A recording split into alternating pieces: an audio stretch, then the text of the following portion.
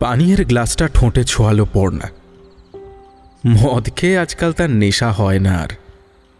Doctor বারবার বলেছেন মদ ছাড়তে হবে। পর্ণা হাসে।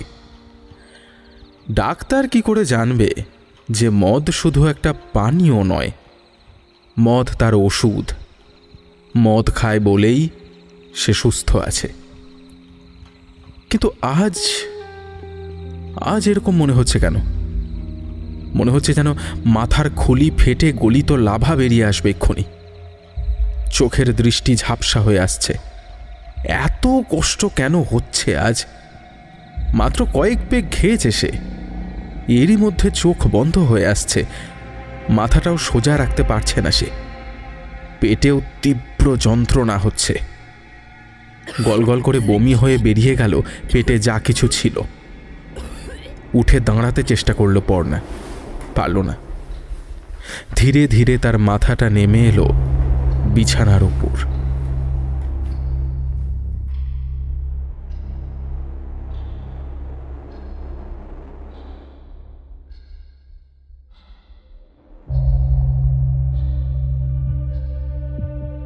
নমস্কার, আমি অনুভব।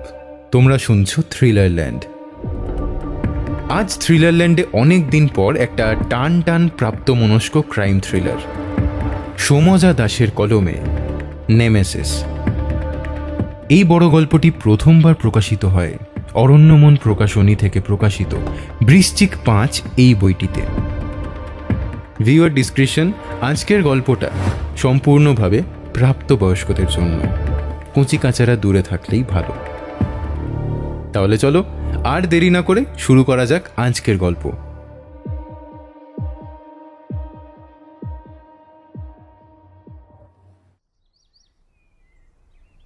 আপনি কখন দেখলেন যে এই অবস্থা? জানতে চাইলেন লালবাজারের হোমিসাইড বিভাগের অফিসার অনল দত্ত। সারা ঘরে মদের কটু গন্ধ। বিছানার চাদরে ও মেঝেতে বমি শুকিয়ে আছে। তার মাঝে কুঁকড়ে পড়েছিল পর্ণা সান্যালের শরীরটা। কাল রাতে আমি বাড়ি ছিলাম না। আমার দিদির বিবাহবার্ষিকী উপলক্ষে একটা গেট টুগেদার ছিল। রাত হয়ে যাওয়ায় আমি আর ফিরিনি। আজ সকালে ফিরে এসে দেখি এই অবস্থা। বললেন অমিতাভ সান্যাল। মিডিয়া তাকে বিখ্যাত শিল্পপতি ও সমাজসেবক হিসাবেই চেনে। এই মুহূর্তে অবশ্য পুলিশের কাছে তার পরিচয় পর্ণা সান্যালের স্বামী হিসাবে। সকাল মানে ঠিক কটায়? ওই 6:30 হবে। বেডরুমের দরজা ভেতর থেকে লকই ছিল না। টেনে খুলতেই দেখি দৃশ্য। পর্ণা 9টার আগে উঠত না, তাই কাজের লোকেরাও কিছু দেখেনি। তো কাজের লোকদের মুখে তো শুনলাম যে উনি বাইরে থেকে খেয়েই ফিরেছিলেন কাল রাতে। পর্ণা দেবী ঠিক কখন বাড়ি ফেরেন? আমি তো ছিলাম না বাড়িতে, তবে শিবেন মানে আমাদের দারোয়ান বলল রাত 9:30টায় ফিরেছিল। পর্ণা দেবী কি বরাবরই এত ড্রিঙ্ক করতেন? হ্যাঁ, ও অ্যালকোহলিক হয়ে পড়েছিল। কোনো ব্যবস্থা বা চিকিৎসা করাননি? ডাক্তার দেখানো হয়েছে অনেকবার, কিন্তু ডাক্তারের কথা শুনলে তো। শেষবার ডাক্তার বলেই ফেলেছিলেন যে ওকে রিহাবে পাঠানো ছাড়া আর কোনো গতি নেই। তারপর আর কি? পর্ণা তো কোনো বাচ্চা মেয়ে নয় যে ধরে বেঁধে রিহাবে রেখে আসবো। অনেক বলেছি, অনেক বুঝিয়েছি, আমার একটা কথাও শোনেনিও। তা কতদিন বিয়ে হয়েছে আপনাদের? 18 বছর। অনলের ভ্রু কুঁচকে উঠল। আমাদের বয়সের পার্থক্য 14 বছরেরও বেশি। পর্ণা আমার দ্বিতীয় স্ত্রী। আইসি। প্রেম করে বিয়ে? হ্যাঁ, পর্ণা আমার অফিসে জুনিয়র স্টাফ ছিল। তখন কতই বা বয়স ওর, সদ্য গ্র্যাজুয়েট হয়েছে। আপনার প্রথম স্ত্রী ডিভোর্সে আপত্তি করেননি? এর সঙ্গে কি পর্ণার মৃত্যুর কোনো সম্পর্ক আছে অফিসার? স্যার, এটা তো মার্ডার কেস। কার সঙ্গে কিসের সম্পর্ক বেরোয় কেউ কি বলতে পারে? আমাদের সব দিকই খতিয়ে দেখতে হবে। না, সে কোনো আপত্তি করেনি। অনুর তো আমার আত্মসম্মান বোধ অত্যন্ত তীব্র। আমি খোরপোশ দিতে চেয়েছিলাম, তাও নেয়নি। ডিভোর্স পেপারে সই করে ছেলেকে নিয়ে চলে গেল। এখন মুম্বাই থাকে, আবার বিয়ে করেছে শুনেছি, ভালো আছে। আপনার আর পর্ণা দেবীর তো বোধহয় একটি সন্তান, এক মেয়ে, তাই না? হ্যাঁ, অ্যানি। ওর ভালো নাম অনন্যা। অনল লক্ষ্য করলেন মেয়ের নাম বলতে গিয়েই অমিতাভর চোখ মুখ উজ্জ্বল হয়ে উঠল। তিনি প্রশ্নোত্তর চালিয়ে গেলেন। পর্ণা দেবীর বাপের বাড়িতে খবর দিয়েছেন? বাই দ্য ওয়ে, বাপের বাড়িটা কোথায়? উত্তর কলকাতায়, নরহরি দত্ত লেন। খবর দিয়েছি, এসে পড়বেন ওনারা। আচ্ছা, আপনার মেয়েকে বাড়িতে দেখছি না, কারোর কাছে কি রয়েছে? অ্যানি কালকেই দুপুরের ফ্লাইটে রাজস্থান গেছে, স্কুলের এক্সকারশন। খবরটা দেওয়া হয়েছে, আজই ফিরবে। গলার মধ্যে মৃদু আওয়াজ তুললেন অনল। তারপর অমিতাভর চোখে চোখ রেখে সোজাসুজি জিজ্ঞেস করলেন, আচ্ছা, এবার একটা কথা বলুন তো, পর্ণা দেবীর কি কোনো মানসিক সমস্যা ছিল? ক্রোধ নয়, বিস্ময়ও নয়। অনল অমিতাভর দু চোখে শুধু গাঢ় বিষাদ খুঁজে পেলেন।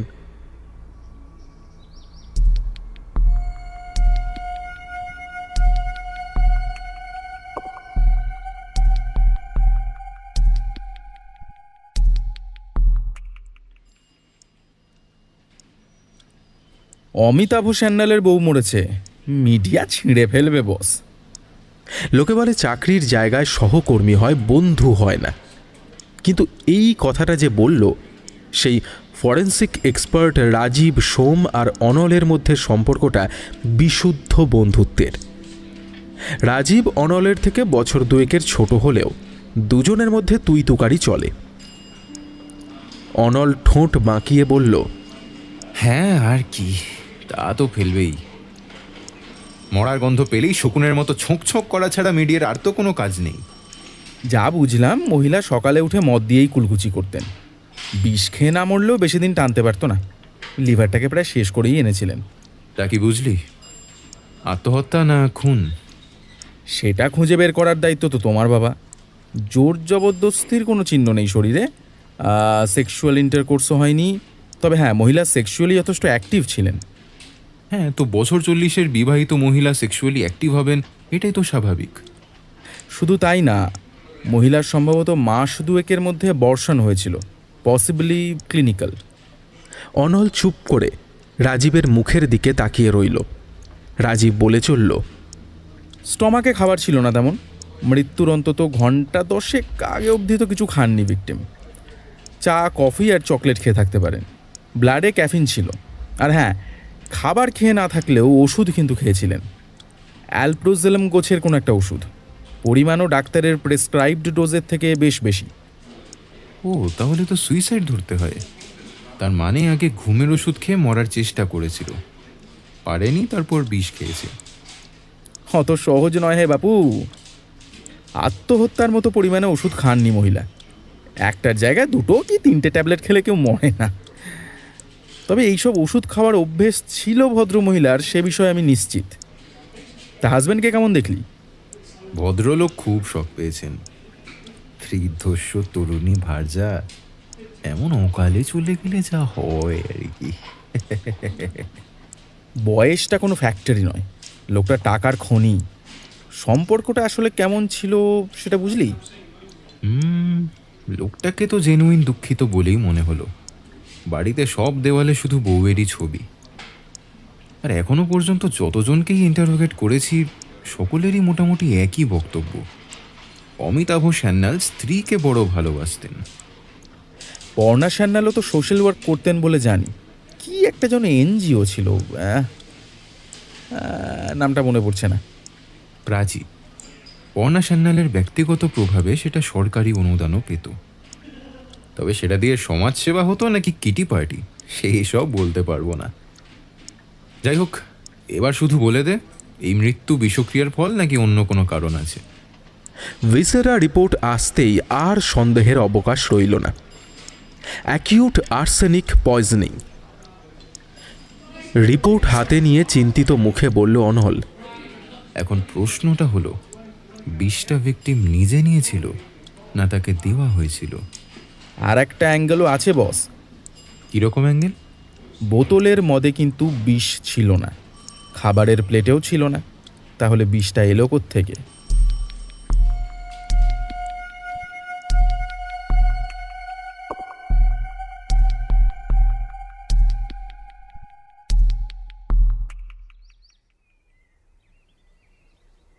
লালবাজার থেকে বেরিয়ে অনল পৌঁছালো নরহরি দত্ত লেনে। এখানে পর্ণা সান্যালের বাপের বাড়ি। ঠিকানা মিলিয়ে বাড়িটা খুঁজতে খুব বেশি অসুবিধে না হলেও বাড়ির সামনে দাঁড়িয়ে অনল যথেষ্টই অবাক হলো। এমন একটা জায়গায় পর্ণা সান্যালের বাপের বাড়ি। সরু গলির ভিতর গাড়ি ঢোকার উপায় নেই। গলির মুখে টাইম কলের মুখটা কবেই কারোর কৃপাদৃষ্টি পড়ে গায়েব হয়েছে। জল জমে সেখানে একটা ছোটোখাটো ডোবা তৈরি হয়ে আছে। কোনো রকমে অন্য বাড়ির বারান্দা দিয়ে হেঁটে পেরোনো গেল জায়গাটা। অনেকটা দূর অবধি কাদায় প্যাচ প্যাচ করছিল। রাস্তার পাশের নর্দমাও যে বহু দিন ধরে কর্পোরেশনের কৃপা দৃষ্টি থেকে বঞ্চিত তা দেখেই মালুম হয়। যেখানে সেখানে জড়ো করা আবর্জনার ঢিপি, সবজির পচা খোসা, খালি মদের বোতল থেকে ব্যবহৃত স্যানিটারি ন্যাপকিন, কি নেই সেখানে। বাড়িগুলোর অবস্থাও তথৈবচ। কতদিন যে সেগুলোর গায়ে পলেস্তারা পড়ে না কে জানে। 13/4 নরহরি দত্ত লেনের অবস্থা অবশ্য কিছুটা ভালো। ধুঁকতে থাকা কংক্রিটের কঙ্কালের উপর নতুন প্লাস্টারের প্রলেপ দেখে বোঝা যায় যে অনতিদূর অতীতে এ বাড়ির ওপর কিছুটা হলেও মা লক্ষ্মীর কৃপা বর্ষিত হয়েছে। শিল্পপতি জামাতার সুবাদেই বোধ হয় পরিবারটির খানিকটা শ্রীবৃদ্ধি হয়েছে। তাতে অবশ্য লাভ তেমন কিছু হয়নি, বরং জায়গায় জায়গায় প্লাস্টারের পোঁচ দগদগে ঘায়ের মতো বাড়িটির চেহারা আরও করুণ করে তুলেছে। কড়া নাড়তে দরজা খুলে গেল। অত্যন্ত মোটা একটি 26-27 বছরের ছেলে দরজা খুলে প্রথমে পুলিশ দেখে ভ্যাবলা হয়ে দাঁড়িয়ে রইল।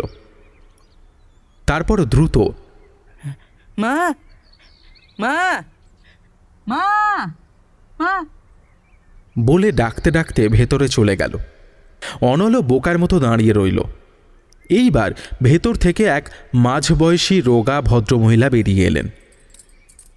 দরজার সামনে পুলিশ দেখে তার মুখে কোনো ভাবান্তর লক্ষ্য করা গেল না।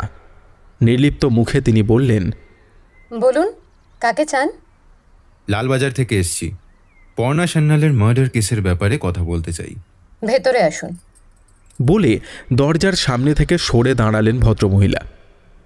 অনল বাড়ির ভিতর ঢুকল। বসার ঘর বলে আলাদা কিছু নেই। ঘরের একদিকে বিছানা পাতা। একটা পুরনো আমলের বক্স টিভিতে কার্টুন চলছে। তার স্ক্রিনে তরঙ্গ খেলা করছে, ছবি বোঝার উপায় নেই। ভদ্রমহিলা একটা চেয়ার এগিয়ে দিয়ে বললেন, আমি রত্না, পর্ণার দিদি। অনল এবার ভালো করে ভদ্রমহিলার মুখের দিকে তাকালো। বোনের সঙ্গে চেহারার মিল নেই একটুও। ভদ্রমহিলার গায়ের রং শ্যামলা, ভীষণ রোগা চেহারা। দেখলে মনে হয় অপুষ্টিতে ভুগছেন। মাথার চুল সামনের দিকে পাতলা হয়ে এসেছে, রগের কাছে পাক ধরেছে। কোটরাগত চোখ দুটি ক্লান্ত। বয়স হিসাব মতো 43 কি 44 হওয়ার কথা, কিন্তু দেখে মনে হয় অনেক বেশি। অনল ঘরের চারিদিকে চোখ বোলালো, তারপর বলল, আচ্ছা, যিনি দরজা খুললেন তিনি? ও স্বপন, আমার ছোট ভাই। ও মানসিকভাবে সম্পূর্ণ সুস্থ নয়। ও আচ্ছা আচ্ছা। কিসের সমস্যা? সমস্যা কি তা তো বলতে পারবো না। সেই অর্থে ওর কোনো চিকিৎসা হয়নি, তবে বুদ্ধি পাকেনি।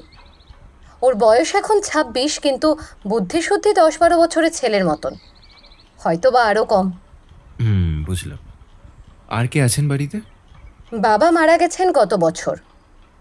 মা আছেন, কিন্তু শরীর ভালো নেই, বাতের ব্যথায় শয্যাশায়ী। পর্ণা চলে যাওয়ার খবর পেয়ে আরও ভেঙে পড়েছেন। আপনি কি এখানেই থাকেন, মানে আপনার? রত্নার শরীরে সধবা নারীসুলভ কোনো চিহ্ন না দেখে থেমে গেল অনল। রত্না নির্বিকার মুখে বললেন, আমার শ্বশুরবাড়ির কথা বলছেন? নেই। স্বামী মারা যাওয়ার পর ভাসুরার দেওরেরা আমাকে বাড়ি থেকে বের করে দিয়েছিল। এখানেই আশ্রয় নিই। তবে পর্ণার বাড়িতেও থাকি আমি। অ্যানিকে আমি নিজে হাতে মানুষ করেছি। অ্যানি আমায় ছাড়া থাকতে পারে না। অ্যানির কথা বলতে গিয়ে রত্নার স্তিমিত চোখে আলো জ্বলে উঠল। এটা এবারও লক্ষ্য করল অনল। ও জিজ্ঞেস করল, কেন? সন্তান মানুষ করতে হলে তাকে সময় দিতে হয়। পর্ণারও তো সময় ছিল না। বলতে বলতে চোয়ালের হাড় শক্ত হয়ে গেল রত্নার। আপনি কি করেন, মানে এই সংসারটা কিভাবে চলে?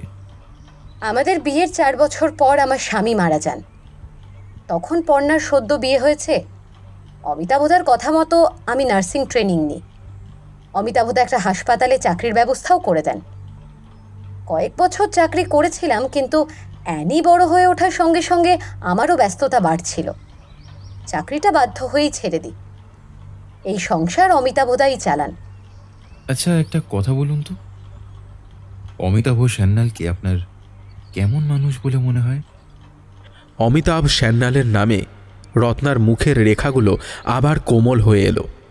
তিনি বললেন, অমিতাভদার মতন মানুষ হয় না। এত বছর ধরে দেখছি মানুষটাকে। যেমন নরম মন, তেমনই মায়া দয়া। পর্ণার সমাজসেবা তো শুধু নামেই ছিল, কিন্তু অমিতাভদার কাছ থেকে কেউ কখনো খালি হাতে ফেরেনি। শুধু আমি কেন, যে কোনো লোককে জিজ্ঞেস করুন যারা ওকে চেনে, সকলে একই কথা বলবে। এমনকি বাড়ির কাজের লোকেদের প্রত্যেকের সুবিধা অসুবিধার খবর রাখেন উনি। আমি যখন ও বাড়িতে থাকি, অমিতাভদা যত রাতেই ফিরুন, খবর নেন আমি খেয়েছি কিনা, অ্যানি খেয়েছে কিনা। এমন মানুষ সচরাচর দেখা যায় না। অনল একবার কেশে গলাটাকে পরিষ্কার করে নিল। তারপরে বলল,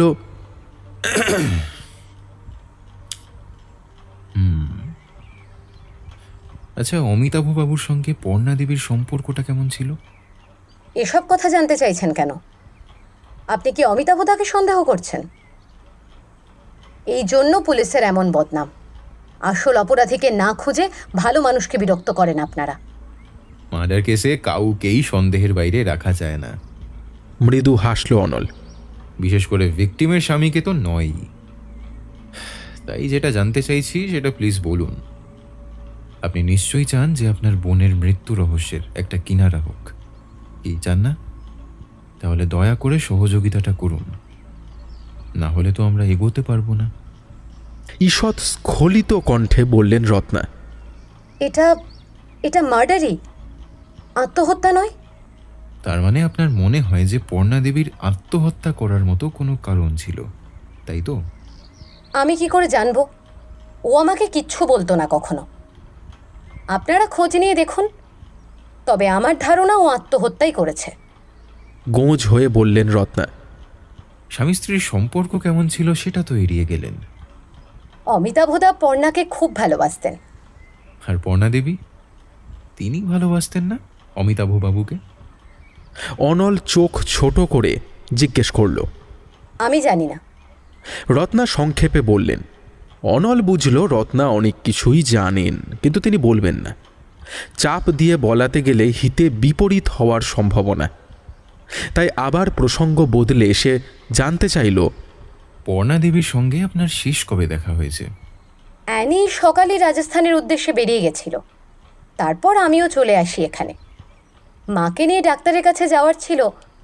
পর্ণা মারা যাওয়ার খবর পেয়ে ওই বাড়ি যাই। বেশ, ঠিক আছে। আপাতত শহর ছেড়ে কোথাও যাওয়ার আগে আমাদের পারমিশন নিয়ে নেবেন, ঠিক আছে? চলি। দরজার দিকে এগোতে গিয়ে কি ভেবে ফিরে দাঁড়ালো অনল। রত্নার চোখে চোখ রেখে জিজ্ঞেস করল, আপনার বোন মাঝে কনসিভ করেছিলেন, মানে তার অ্যাবর্শন হয়েছিল। আপনি কি এগুলোর কিছু জানতেন? কি? বিস্ময়ে চিৎকার করে উঠলেন রত্না। অনল আর কিছু না বলে বাড়ি ছেড়ে বেরিয়ে এলো।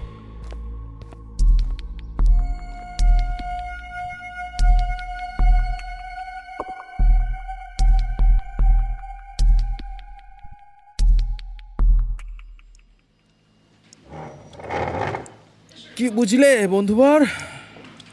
ধপাস করে চেয়ারে বসে জানতে চাইল রাজীব। আর বলিস না, ঘেঁটে পুরো হয়ে আছে। অমিতাভ সান্যাল লোকটা না অতিরিক্ত ক্লিন, আর ঠিক সেই কারণেই না সন্দেহটা গিয়েও যাচ্ছে না। অন্যমনস্ক ভঙ্গিতে বলল অনল। কীরকম? রাজীবের গলায় নিখাদ কৌতূহল ফুটে উঠল। তার শ্যালিকাও প্রশংসা করে গেলেন। এমনকি জাস্ট ভাব যে ভদ্রলোকের বিজনেসের সঙ্গে জড়িত লোকেদের, এমনকি অফিসের কর্মচারীদের প্রশ্ন করেও কোনো থ্রেট পাওয়া গেল না। সকলেই দ্বিধাহীনভাবে একই ঢালাও সার্টিফিকেট দিয়ে গেল। এমনকি স্ত্রীর মৃত্যুর দিন তিনি বাড়িতে অবধি ছিলেন না। এরকম শ্বেত শুভ্র চরিত্রের সামনে পড়লে ভাই আমার বড় অস্বস্তি হয়। চিন্তিত মুখে বলল অনল। ওভাবে হবে না অনল। পর্ণা সান্যালের ব্যাপারে খোঁজ খবর নেই। বড় লোকের বউ কি চাইন, কিছু না কিছু তো থাকবেই। এক্সট্রা ম্যারিটাল অ্যাফেয়ারের কোনো অ্যাঙ্গেল আছে কিনা দেখ। বাই দ্য ওয়ে, পর্ণা সান্যালের কল রেকর্ড চেক করেছিস? বাইরে থেকে কনস্টেবল শশীকান্ত ঘরে ঢুকে বলল, স্যার ডিসিডিডি আপনাকে ডাকছেন। ব্যাস গেলাম এবার। ফিক করে হেসে উঠে দাঁড়ালো অনল। দরজার দিকে এগোতে গিয়েও টেবিল থেকে একটা কাগজ বের করে রাজীবের দিকে বাড়িয়ে বলল, ও হ্যাঁ, কল রেকর্ডটা আজকে সকালেই পেলাম। আমি তো দেখার সময় পাইনি, তুই দেখ বরং। আমি মোলাকাতটা সেরে আসি আর কি। DCDD-2 সৌম্যনারায়ণ সেনের চেহারা বেশ নিরীহ গোছের। দেখলে বড়জোর অধ্যাপক বলে মনে হয়। নামের মতো মানুষটাও সৌম্যকান্তি, কিন্তু কাজের ব্যাপারে বেশ কড়া ওপরওয়ালা তিনি। কেস নিয়ে বেশ কিছুক্ষণ কথা বলার পর তিনি সরাসরি বললেন, হাই প্রোফাইল কেস অনল, উপর থেকে চাপ আসছে, তাড়াতাড়ি গোটানোর চেষ্টা করো। স্যার চেষ্টা তো করছি। আমাকে দুবেলা প্রোগ্রেস জানাবে। গম্ভীর গলায় বললেন ভদ্রলোক। আর মিডিয়ার সামনে ভুলেও কোনো মুখ খুলবে না।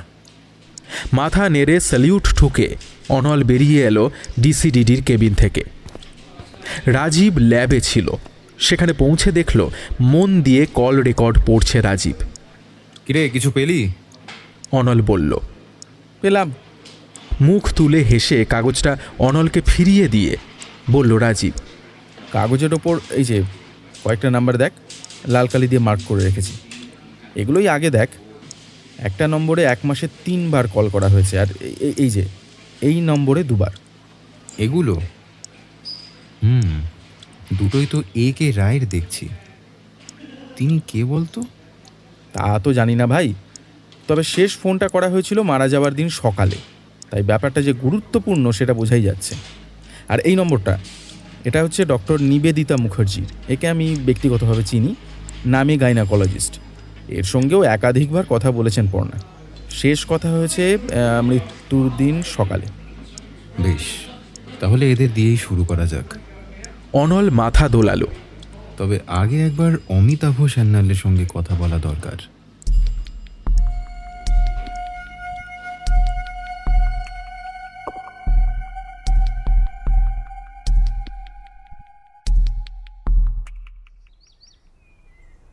সেদিন সকালে ঠিক কটায় আপনি বাড়ি ফিরেছিলেন?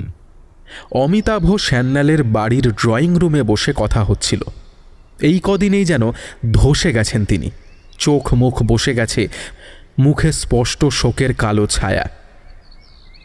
ক্লান্ত স্বরে অমিতাভ বললেন, সকাল 6:30 নাগাদ। সকাল 9টায় অফিসের জন্য বেরোই। তার আগে সকালে নিজে হাতে বাড়ির পুজো দিই, সময় লাগে অনেকটা। তাই সকাল সকালই দিদির বাড়ি থেকে বেরিয়ে এসেছিলাম। আপনার কখনো মনে হয়েছিল যে পর্ণা দেবী ডিপ্রেশনে আছেন বা আত্মহত্যা করতে পারেন? ডিপ্রেশন কিনা জানি না, তবে অ্যালকোহলিক তো ছিলই। কড়া ডোজের ওষুধ ছাড়া ঘুমোতেও পারত না।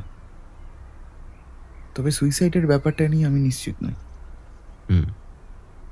আচ্ছা, আপনার কাউকে সন্দেহ হয়? জানতে চাইল অনল। থমকে গেলেন অমিতাভ। তারপর থেমে থেমে বললেন, তেমন কিছু মনে হয় না, তবে কিছুদিন আগে ওকে বিধানসভায় টিকিট দেওয়া নিয়ে একটা কথা হয়েছিল। শুনেছি দলের ভেতরে অনেকে নেতৃত্বের এই সিদ্ধান্তে সন্তুষ্ট ছিলেন না। যেদিন সকালে পর্ণার মৃতদেহ পাওয়া যায় তার আগের দিন বিকেলে পার্টির একটা মিটিংয়ে যাওয়ার কথা ছিল ওর। অবশ্য সেখানে গিয়েছিল কিনা তা আমার জানা নেই। কোথায় মিটিং ছিল? যাদবপুর পার্টি অফিসে, অন্তত আমাকে সেরকমই বলেছিল। পর্ণাদেবীর রাজনীতিতে আসা নিয়ে আপনার কোনো আপত্তি ছিল না? ম্লান হেসে অমিতাভ বললেন, না, ওর কোনো ব্যাপারে কখনো বাধা দিইনি আমি। পর্ণা অত্যন্ত স্বাধীন চেতা মেয়ে ছিল, খুবই উচ্চাকাঙ্ক্ষী। আমার বাধা দেওয়ার প্রশ্নই ওঠে না। পর্ণাদেবী তো শুনেছি মেয়েকেও সময় দিতে পারতেন না, তাতে আপনার কখনো রাগ হয়নি? একটা দীর্ঘশ্বাস ফেললেন অমিতাভ, তারপর বললেন, অ্যানির জন্মের পর প্রথম প্রথম এই নিয়ে অশান্তি হয়েছে, এই কথা আমি অস্বীকার করব না। তারপর বুঝে গিয়েছিলাম পর্ণা ঠিক সংসারী মেয়ে নয়, সংসার বা সন্তান ওর জীবনের মুখ্য নয়। অ্যানির সঙ্গে পর্ণার বন্ডিং গড়েই ওঠেনি। রত্নাই দেখাশোনা করতো অ্যানির। অ্যানির কাছে রত্নাই ওর মা। রত্না মেয়ের দায়িত্ব নিতে পর্ণাও হাফ ছেড়ে বেঁচেছিল। আর সেই কারণে কি পর্ণাদেবী দ্বিতীয়বার কোনো সন্তান চাননি? দ্বিতীয় সন্তান নিয়ে আমাদের কখনোই কোনো রকম পরিকল্পনা ছিল না। আমার মেয়ের বয়স এখন 17, ক্লাস 11-এ পড়ে। দ্বিতীয় সন্তানের ব্যাপারে ভাবার প্রশ্নই ওঠে না। তার মানে সেই কারণেই প্রেগন্যান্সি অ্যাবর্ট করেছিলেন পর্ণাদেবী, তাই তো? মানে? অবাক হয়ে প্রশ্ন করলেন অমিতাভ। সে কি, কিছুদিন আগে পর্ণাদেবীর ক্লিনিক্যাল অ্যাবর্শন হয়েছিল, এ কথাটা আপনি জানেন না? পর্ণাদেবী আপনাকে জানাননি? অনলও যথেষ্ট বিস্মিত হল। ইম্পসিবল! চিৎকার করে উঠে দাঁড়ালেন অমিতাভ। আপনাদের কিছু ভুল হচ্ছে অফিসার। পর্ণার অ্যাবর্শন হলে আমি জানতাম না। সেটাই তো আমাকেও অবাক করছে মিস্টার স্যান্যাল, গম্ভীর গলায় বলল অনল। অটোপসি কনফার্ম করেছে মিসেস স্যান্যালের অ্যাবর্শন হয়েছিল, আর সেজন্যই একটা প্রশ্নের উত্তর সরাসরি একদম ঠিক ঠিক জানা দরকার হয়ে পড়ছে। এবার আপনি যদি ধৈর্য ধরে তার উত্তরটা দেন। কি প্রশ্ন? স্খলিত কণ্ঠে বললেন অমিতাভ। পর্ণাদেবীর কি কারোর সঙ্গে কোনো এক্সট্রা ম্যারিটাল অ্যাফেয়ার ছিল? কেটে কেটে জিজ্ঞেস করল অনল। না, এমন কিছু অন্তত আমার জানা নেই। গম্ভীর গলায় বললেন অমিতাভ। আপনার কখনো সন্দেহ হয়নি? না।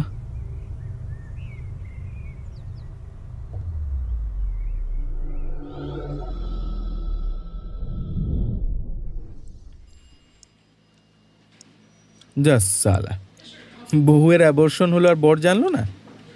রাজীব চোখ কপালে তুলে জিজ্ঞেস করল। অনল বেজার মুখে বলল, বুঝলি তো, বড় লোকদের বড় বড় ব্যাপার। ম্যাডাম আবার পলিটিক্সে নাম লেখাতে যাচ্ছিলেন, তাহলে এখন বাচ্চা মানুষ করার সময় ছিল না তার। বর জানলে অ্যাবর্ট করতে দিত না, তাই না জানিয়েই করে নিয়েছে।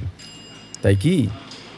রাজীব ভুরু কুঁচকে বলল, ডক্টর নিবেদিতা মুখার্জিকে আমি ভালো মতোই চিনি। উনি এরকম আনএথিক্যাল কাজ করার মতো মানুষ নন। কোনো বিবাহিত মহিলার বর্ষণ করাতে গেলে তার স্বামীর অনুমতি লাগে বলেই তো জানি। সামথিং ইজ গড়বড় দেয়ার বন্ধু। আমি বলবো তুই একটা কাজ কর, তুই একবার ডক্টর মুখার্জির সঙ্গে কথা বল। এই, তোর কাছে ফোন নাম্বার আছে? রাজীব পকেট থেকে মোবাইল বের করে চেম্বারের ফোন নাম্বার বলল। অনল ডায়াল করলো নিজের মোবাইল থেকে। কিছুক্ষণ কথা বলে ফোন পকেটে ঢুকিয়ে বলল, আজ সন্ধে 5টায় চেম্বারে যেতে বললেন। তুই ফ্রি থাকলে আমার সঙ্গে চল না। আমি? রাজীবের মুখে একটু দ্বিধা দেখা গেল, তারপরেই সেটা মুছে বলল, কোনো এমার্জেন্সি কাটা ছেঁড়ার কেস না হলে যাবো ওখানে। ভালো কথা, একে রায়ের পাতা পাওয়া গেল কিছু? না রে। উঠে দাঁড়িয়ে বলল অনল। 2 নম্বরই সুইচ অফ বলছে। চাঁদনির ওদিকের একটা দোকান থেকে অন্য কাস্টমারের ডকুমেন্ট ইউজ করে কেনা প্রিপেড সিম। ট্রেস করা মুশকিল আছে। কি করে বুঝলি অন্য কাস্টমারের কাজ? ভদ্রলোক ক্যালকাটা ইউনিভার্সিটির অবসরপ্রাপ্ত অধ্যাপক। অনল মুচকি হেসে বলল, অর্থাৎ কমিশনার স্যারের শ্বশুর। রাজীব কিছুক্ষণ অনলের মুখের দিকে হাঁ করে তাকিয়ে হো হো করে হেসে উঠল। অনেক কষ্টে হাসি থামিয়ে বলল, যে দোকানদার সিম বেচেছে তাকে ধর। তোর কি মনে হয় আমি সেই চেষ্টা করিনি? সিমটা বছর 2 আগে ইস্যু করা হয়েছিল। দোকানের মালিক তখন ছিল এক বিহারি মহিলা। সে 6 মাস আগে দোকান অন্য পার্টিকে বেচে দিয়ে দেশে চলে গেছে। তার খবর বর্তমান মালিক জানে না। তবে মোদ্দা কথা হলো, সিমের আসল ব্যবহার যে করছে তার কাছে সম্ভবত মিসেস স্যান্যালের মৃত্যুর খবরটা পৌঁছে গেছে। সেজন্যই সে মোবাইল সুইচ অফ করে রেখে দিয়েছে। কিন্তু সে যদি ক্লিন হতো তাহলে তো তার ভয় পাওয়ার কোনো কারণই ছিল না। Something is fishy about this নকল একে রায়। তুই কল রেকর্ড বের করতে দিয়েছিলি ওই দুটো নাম্বারের? হ্যাঁ দিয়েছি, এখনো হাতে পাইনি। পেলে তো ওই নকল একে রায়ের সঙ্গে যাদের কথা হয়েছে এমন কজনের নাগাল পাবই। তারপর দেখাই যাক কতদূরে এগোনো যায়।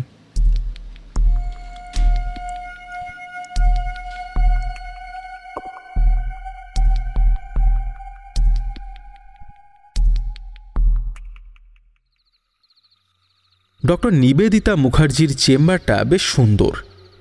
বিস্তৃত পরিসরে সাজানো গোছানো বাতানুকূল চেম্বারের রিসেপশনে বসে আছে তন্নি সুন্দরী রিসেপশনিস্ট। অনল গিয়ে নিজের পরিচয় দিতে রিসেপশনিস্ট বলল, ম্যাডাম আপনাদের জন্যই অপেক্ষা করছেন, ভিতরে চলে যান।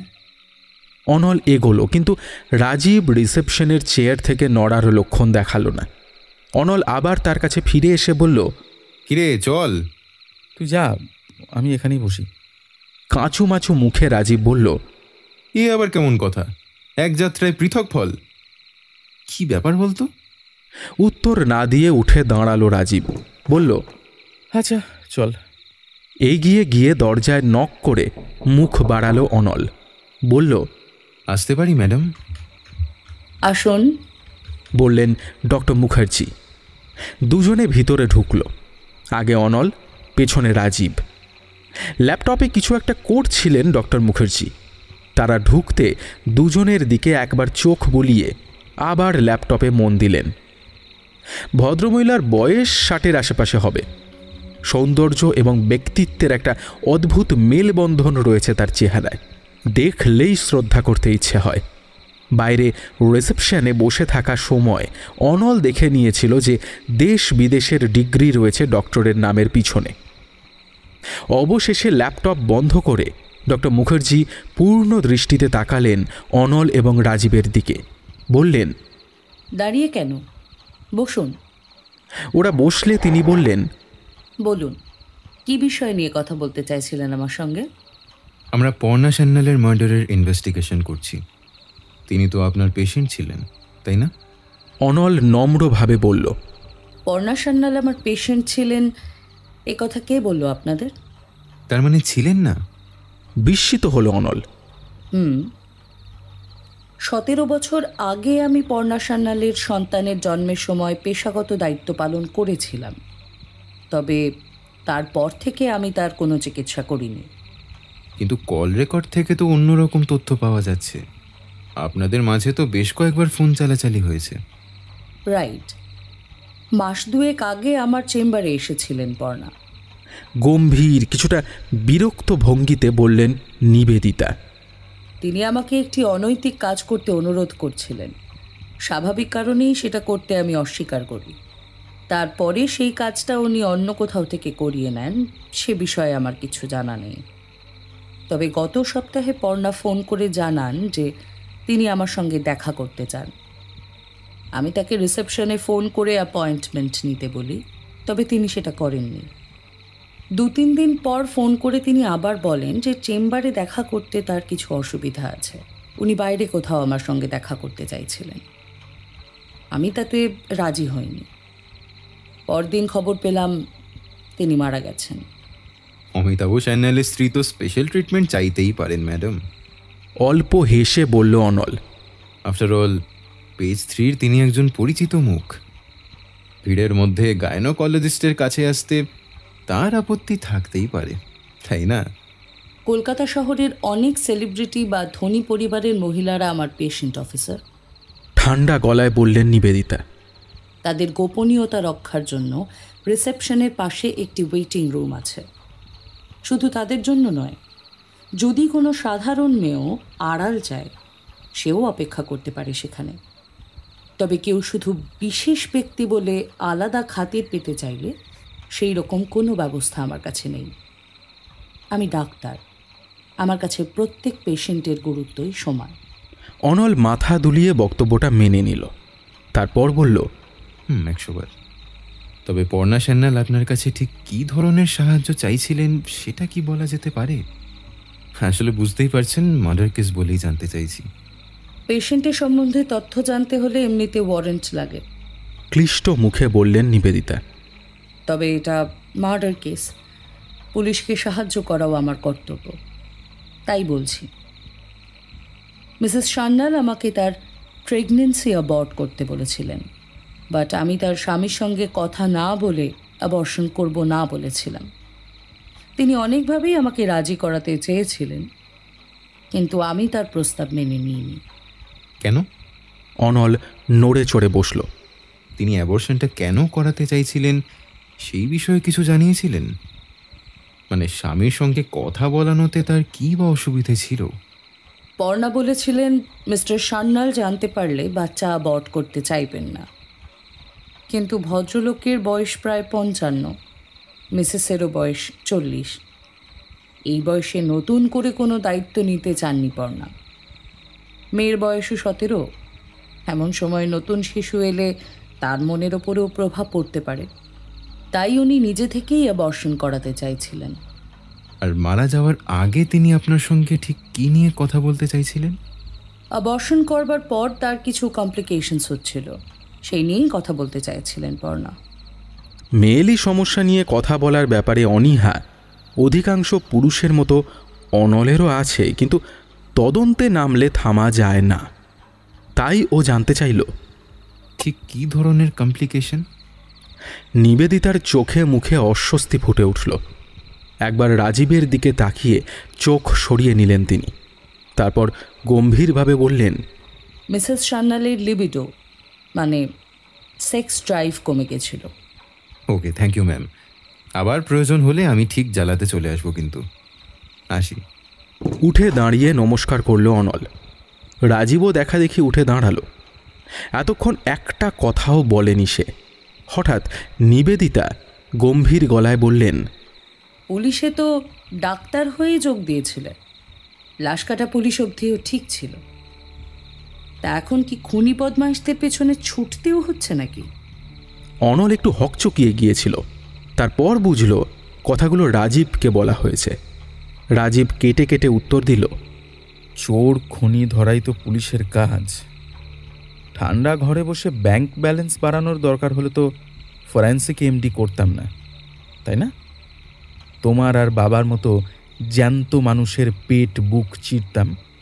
তুমি অবাধ্যই থেকে গেলে। যাই হোক, বাবা ভালো আছে? সেটা তো বাবাকে জিজ্ঞেস করলেই পারো মা। যতদূর জানি লিগালি সেই অধিকার তোমার এখনো আছে, তাই না? আর ফোন নাম্বারটাও আছে। চল অনল, চল। ডক্টর মুখার্জির চেম্বার থেকে বেরিয়ে একটাও কথা না বলে হন হন করে হেঁটে গাড়িতে গিয়ে বসল রাজীব।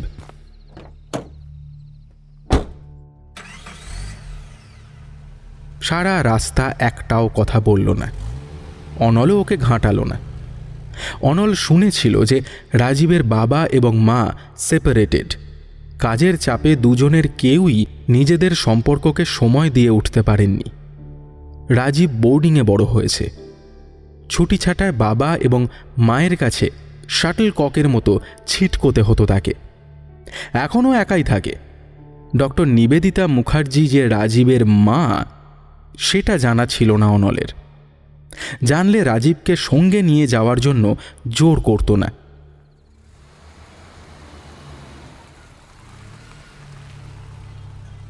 লালবাজারের গেটের সামনে এসে রাজীব বলল, নেমে যাই, একটু মাথায় ধোঁয়া দিতে হবে।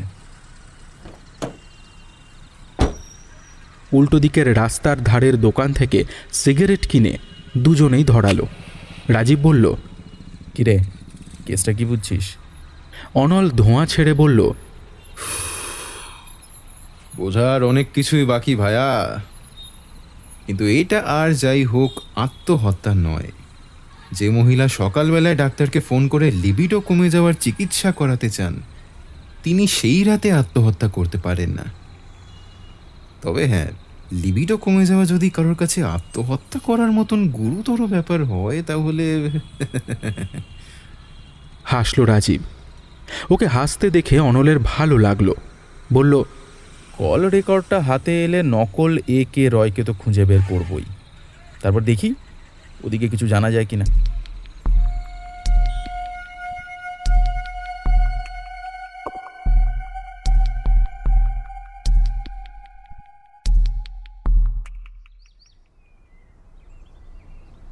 আপনাদের পার্টি থেকে পর্ণা দেবীকে টিকিট দেওয়ার কথা হয়েছিল।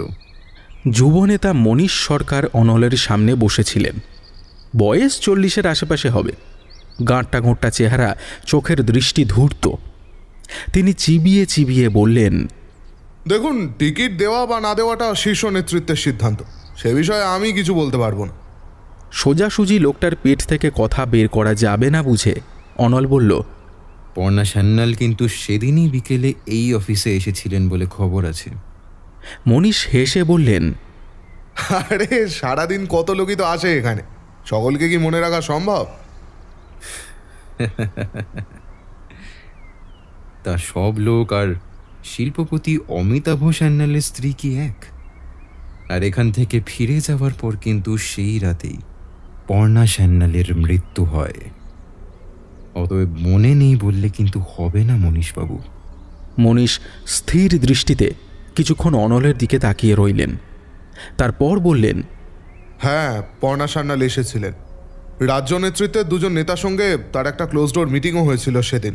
তারপর তিনি চলে যান। কি বিষয়ে কথা হয়েছিল? দেখুন, সেসব আমি বলতে পারবো না, আমি সেই মিটিংয়ে ছিলাম না। তবে কানাঘুষোয় শুনেছিলাম পর্ণা সান্যাল নাকি আমাদের পার্টি জয়েন করতে পারেন, সেই নিয়েই কথা হচ্ছিল। আর কে কে ছিলেন সেদিনের মিটিংয়ে? মনোরঞ্জন নস্কর আর রজত ব্যানার্জি। নাম দুটো বলে মনীষ অনলকে খুঁটিয়ে দেখলেন। হয়তো তিনি বুঝতে চাইছিলেন যে অনল ওই মিটিংয়ের গুরুত্ব বুঝতে পারছে কি না। অনলকে ভাব লেশহীন মুখে তাকিয়ে থাকতে দেখে তিনি যোগ করলেন, এছাড়া শ্যামসুন্দরও ছিলেন। শ্যামদার সূত্রেই দলের সঙ্গে পর্ণা সান্যালের যোগাযোগ হয়েছিল। এই শ্যামসুন্দরটা কে? অনল কৌতূহলী হল।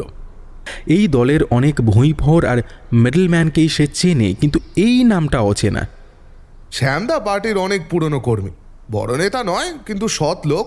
নেতারা শ্যামদাকে ভালোবাসে, সম্মান টম্মান করে, বললেন মনীষ।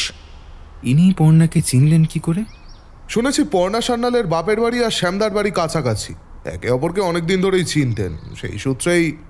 মানে ওরও বাড়ি নরহরি মিত্র লেনে, তাই তো?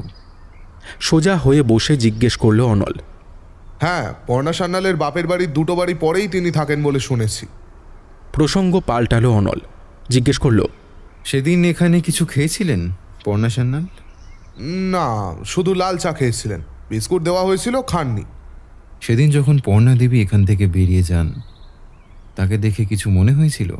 মানে এই টেনশনে আছেন বা উত্তেজিত, এরকম কিছু? না, সেরকম কিছু তো বুঝিনি, তবে বেশ গম্ভীর ছিলেন। কিছুক্ষণ চুপ করে ব্যাপারটাকে বোঝার চেষ্টা করল অনল। তারপর বলল, ওই দুই নেতার সঙ্গে আমি কথা বলে নেব। আপাতত শ্যামসুন্দর বাবু ডিটেলসটা দিন, তাহলেই হবে।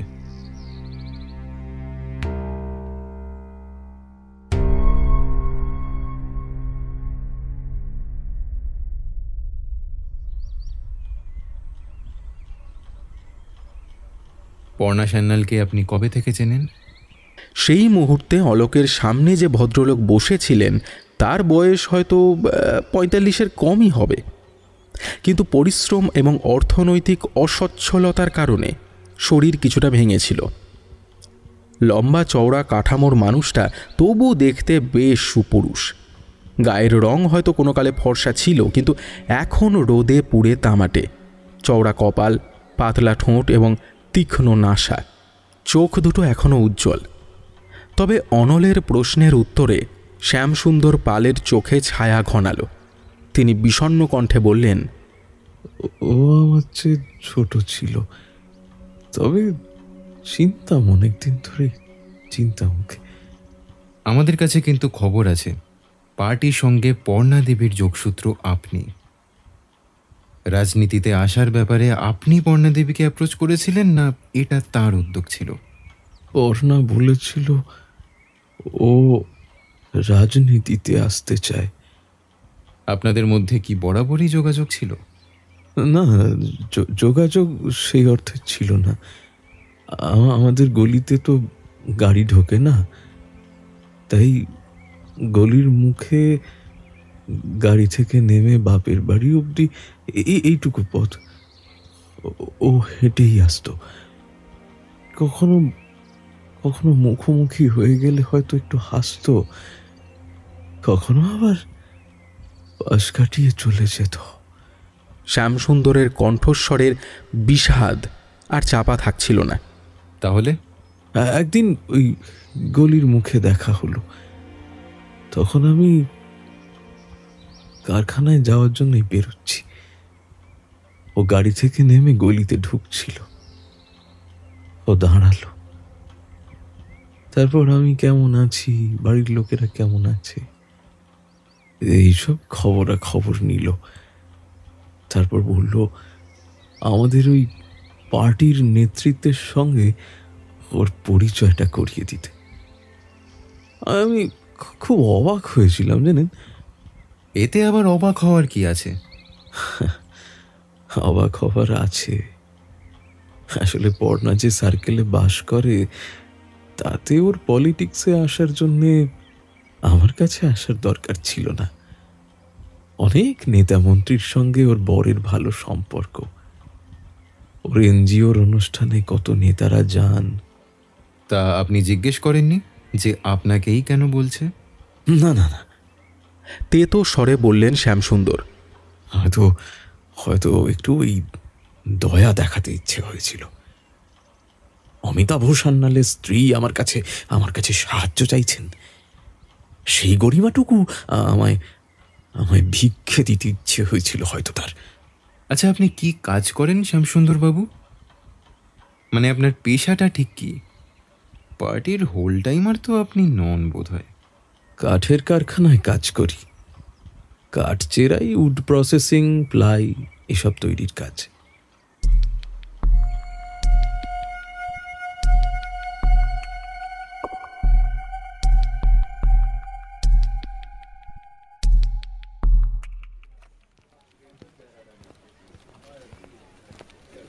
কিরে, এগুলো কেস? টেবিলে বসে মুখ গুঁজে কিছু লিখছিল অনল। রাজীব এসে দাঁড়ালো তার টেবিলের পাশে। ও, হয়ে গেল তোর? হ্যাঁ, দুটো বডি ছিল, সেরে এলাম। আপাতত ফ্রি। চেয়ার টেনে বসতে বসতে বলল রাজীব, দেখ, নকল একে রায়ের কল রেকর্ড এসছে। এখনো কোনোটাতে ফোন করিনি অবশ্য। এই দেখ। বলে কাগজগুলো বাড়িয়ে দিল অনল রাজীবের দিকে। রাজীব বলল, সবই তো দেখছি ইনকামিং কল। এটা কি কোনো কল সেন্টারে কাজে লাগে নাকি? দেখা যাক। বলে ল্যান্ড ফোনটা কাছে টেনে নিল অনল। প্রথম নম্বরটাতে রিং হয়ে গেল, কিন্তু কেউ ধরল না। পরের দুটোই সুইচড অফ। চতুর্থ ফোনটাও পরিষেবা সীমার বাইরে বলে জানা গেল। পঞ্চম ফোনটা ধরল একটা ভারী পুরুষ কণ্ঠ। কে বলছেন? অনল বলল, লালবাজার থেকে বলছি। তৎক্ষণাৎ কলটা কেটে গেল। আবার রিং করে দেখল অনল, ফোন সুইচড অফ। রাজীব বলল, পরেরগুলো ট্রাই কর। ষষ্ঠ ফোনটা এক ভদ্র মহিলা রিসিভ করে বললেন, কে বলছেন? এইবার অনল আর ভুল করল না, বলল, হ্যালো, মিস সংযুক্তা ঘোষ বলছেন? হ্যাঁ, বলছি। ওপার থেকে উত্তর এলো, আমি লালবাজার থেকে অনল মিত্র বলছি। একটা বিশেষ কাজে আপনার সঙ্গে একটু কথা বলতে চাই, বলল অনল। লালবাজারের নাম শুনে ওপারের কণ্ঠের অধিকারিণী একটু থমকালেন মনে হলো। কিছুক্ষণ চুপ করে থেকে তিনি বললেন, আমার কাছে কি দরকার? প্রয়োজনটা তো একটু গোপনীয় ম্যাডাম। আসলে দেখা করে কথা বলতে পারলে ভালো হতো। আপনি বলুন না আপনার কখন কোথায় সুবিধা হবে, আমি পৌঁছে যাব। বেশ। একটু ভেবে ভদ্রমহিলা পার্ক স্ট্রিটে একটা ক্যাফের ঠিকানা দিয়ে বললেন, আমি বুঝতে পারছি না পুলিশের আমার সঙ্গে কি প্রয়োজন। এনিওয়ে, বিকেল 5টা নাগাদ আসুন। ফোন রাখতে রাজীব জিজ্ঞেস করল, ভদ্রমহিলা আদৌ আসবেন বলে মনে হয় তোর? সবাই তো পিছলে যাচ্ছে। মোহাম্মদ পর্বতের কাছে না এলে পর্বতকেই মোহাম্মদের বাড়ি যেতে হবে। আড়মোড়া ভেঙে উঠে দাঁড়ালো অনল। আর ওর বাড়ির ঠিকানা তো আছেই আমার কাছে। তুই ফ্রি থাকলে আমার সঙ্গে চল তাহলে। আজ হবে না রে, রিপোর্ট দুটো বানাতে হবে। তুই যা, তুই গিয়ে কথা বলে।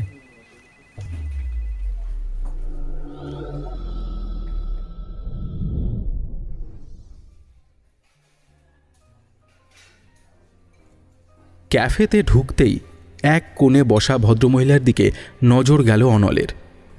একটু দ্বিধা নিয়ে কাছে এগিয়ে যেতেই ভদ্রমহিলা উঠে দাঁড়ালেন। বয়স ওই 40-এর আশেপাশেই হবে।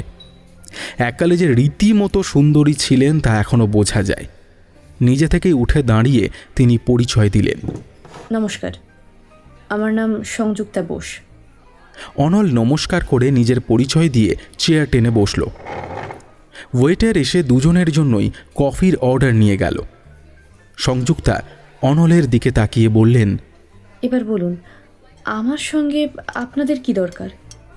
টেবিলের ওপর রাখা ন্যাপকিন হোল্ডার থেকে একটা ন্যাপকিন তুলে নিয়ে অনল নকল AK রায়ের নম্বরটা লিখল। সেটা সংযুক্তা বোসের দিকে বাড়িয়ে দিয়ে বলল, এই নাম্বারটা চেনেন? ভ্রু কুঁচকে নম্বরটা দেখলেন সংযুক্তা। তারপর ব্যাগ থেকে নিজের মোবাইল বের করে নম্বরটা টাইপ করলেন। অনল দেখল মুহূর্তের মধ্যে তার মুখ রক্তশূন্য হয়ে গেল। দৃষ্টিতে যুগপৎ বিস্ময় এবং ভয়ে খেলে গেল। কি হলো ম্যাডাম, নাম্বারটা কি আপনার চেনা? অনল জিজ্ঞেস করল। সংযুক্তা উঠে দাঁড়ালেন, বললেন, না, চিনি না। আমি যাচ্ছি, আমার শরীর ঠিক নেই। ওকে ম্যাডাম, আপনি বাড়ি গিয়ে না হয় বিশ্রাম নিন।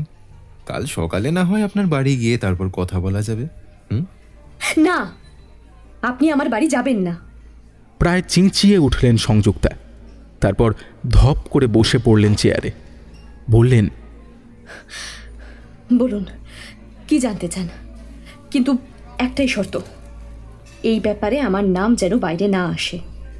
কথা দিলাম আপনাকে এর মধ্যে আমরা জড়াবো না, বলল অনল।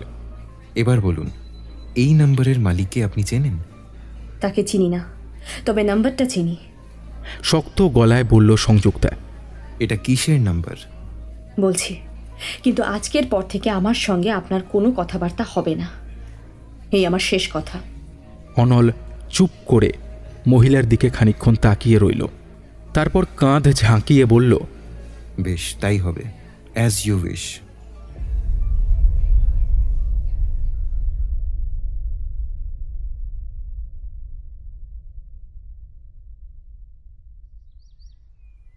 বড়বাজারের ভিতরে একটা গলি, তার ধারে দোতলা বাড়ি।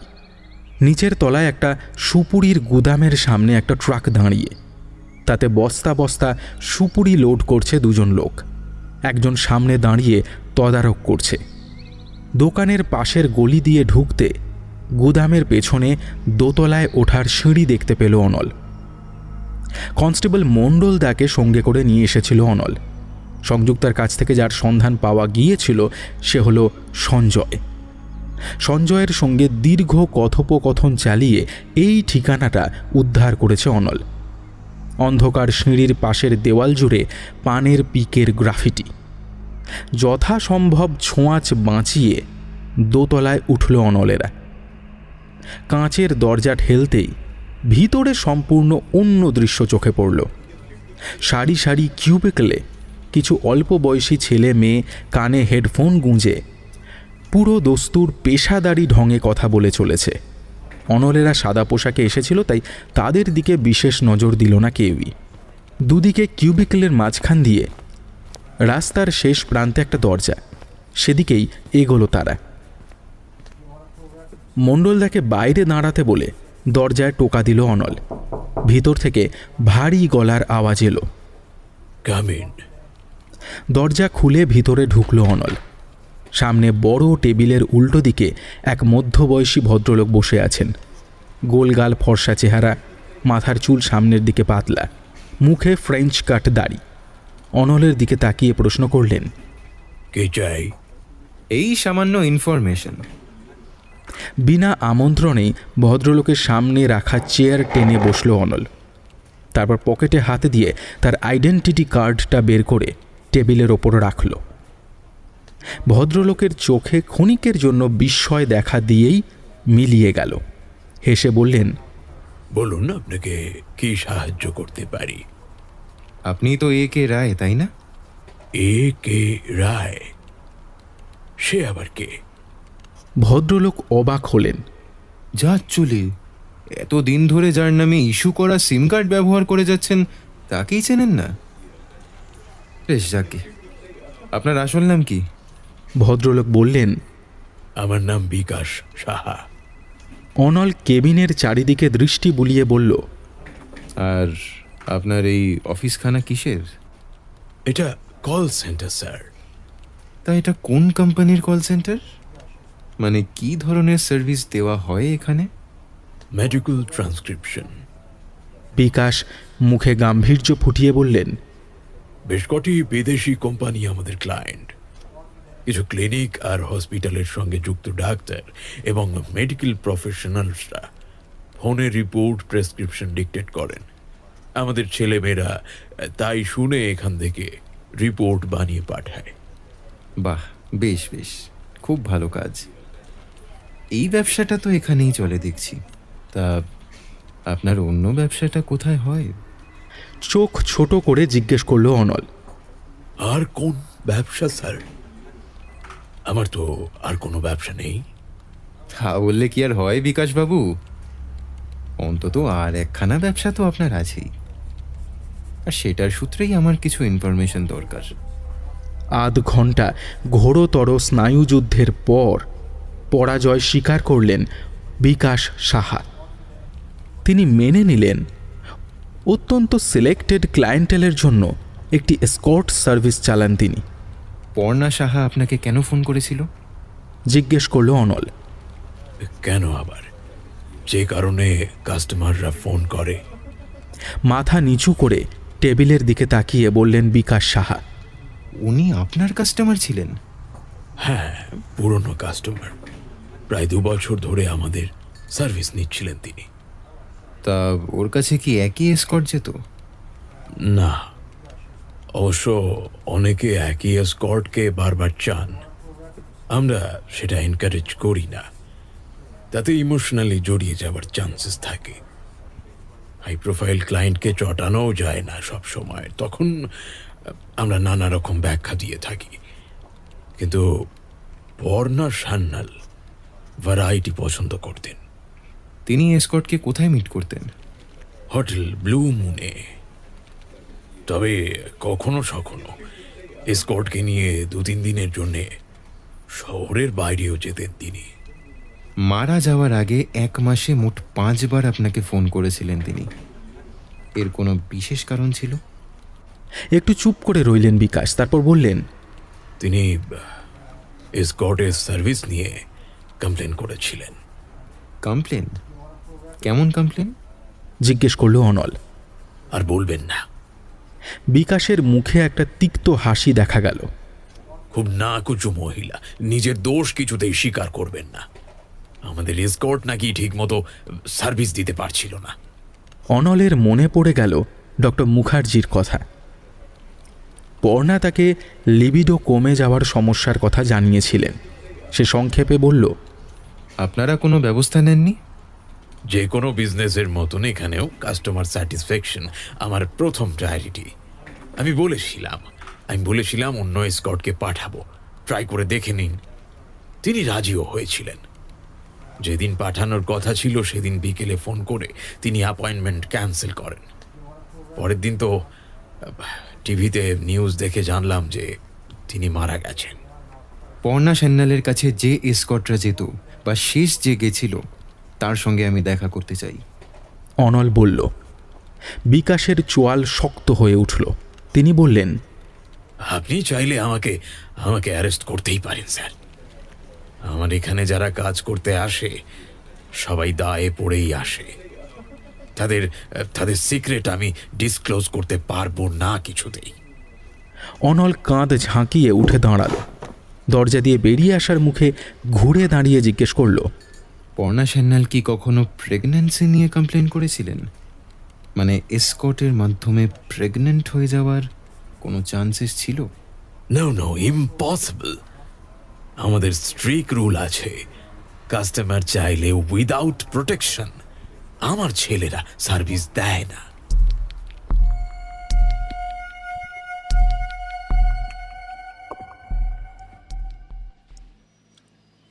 পর্ণা সান্যালের মার্ডার কেসের সাসপেক্ট হিসাবে তো একজনের নামই উঠে আসছে তাহলে। অনলের কাছ থেকে সব শুনে বলল রাজীব। অমিতাভ সান্যাল? আরে তোকে তো বললাম, লোকটার সম্বন্ধে যথাসম্ভব খোঁজখবর আমি নিয়েছি। ঠোঁট বেঁকালো অনল।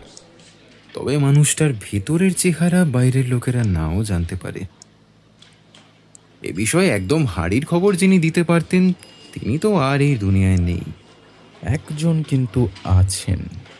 মুচকি হেসে বলল রাজীব। কার কথা বলছিস? অনল বিস্মিত মুখে জিজ্ঞেস করল। অমিতাভ সান্যালের প্রথম স্ত্রী, যিনি এখন মুম্বাইতে থাকেন। এই হ্যাঁ, তাই তো। সোজা হয়ে বসল অনল। মুম্বাই যাওয়া এখন অসম্ভব। ভিডিও মিটেই তাহলে কথা বলার ব্যবস্থা করতে হবে। ব্যাপারটা ডিসিডিডিকে আগে জানাতে হবে।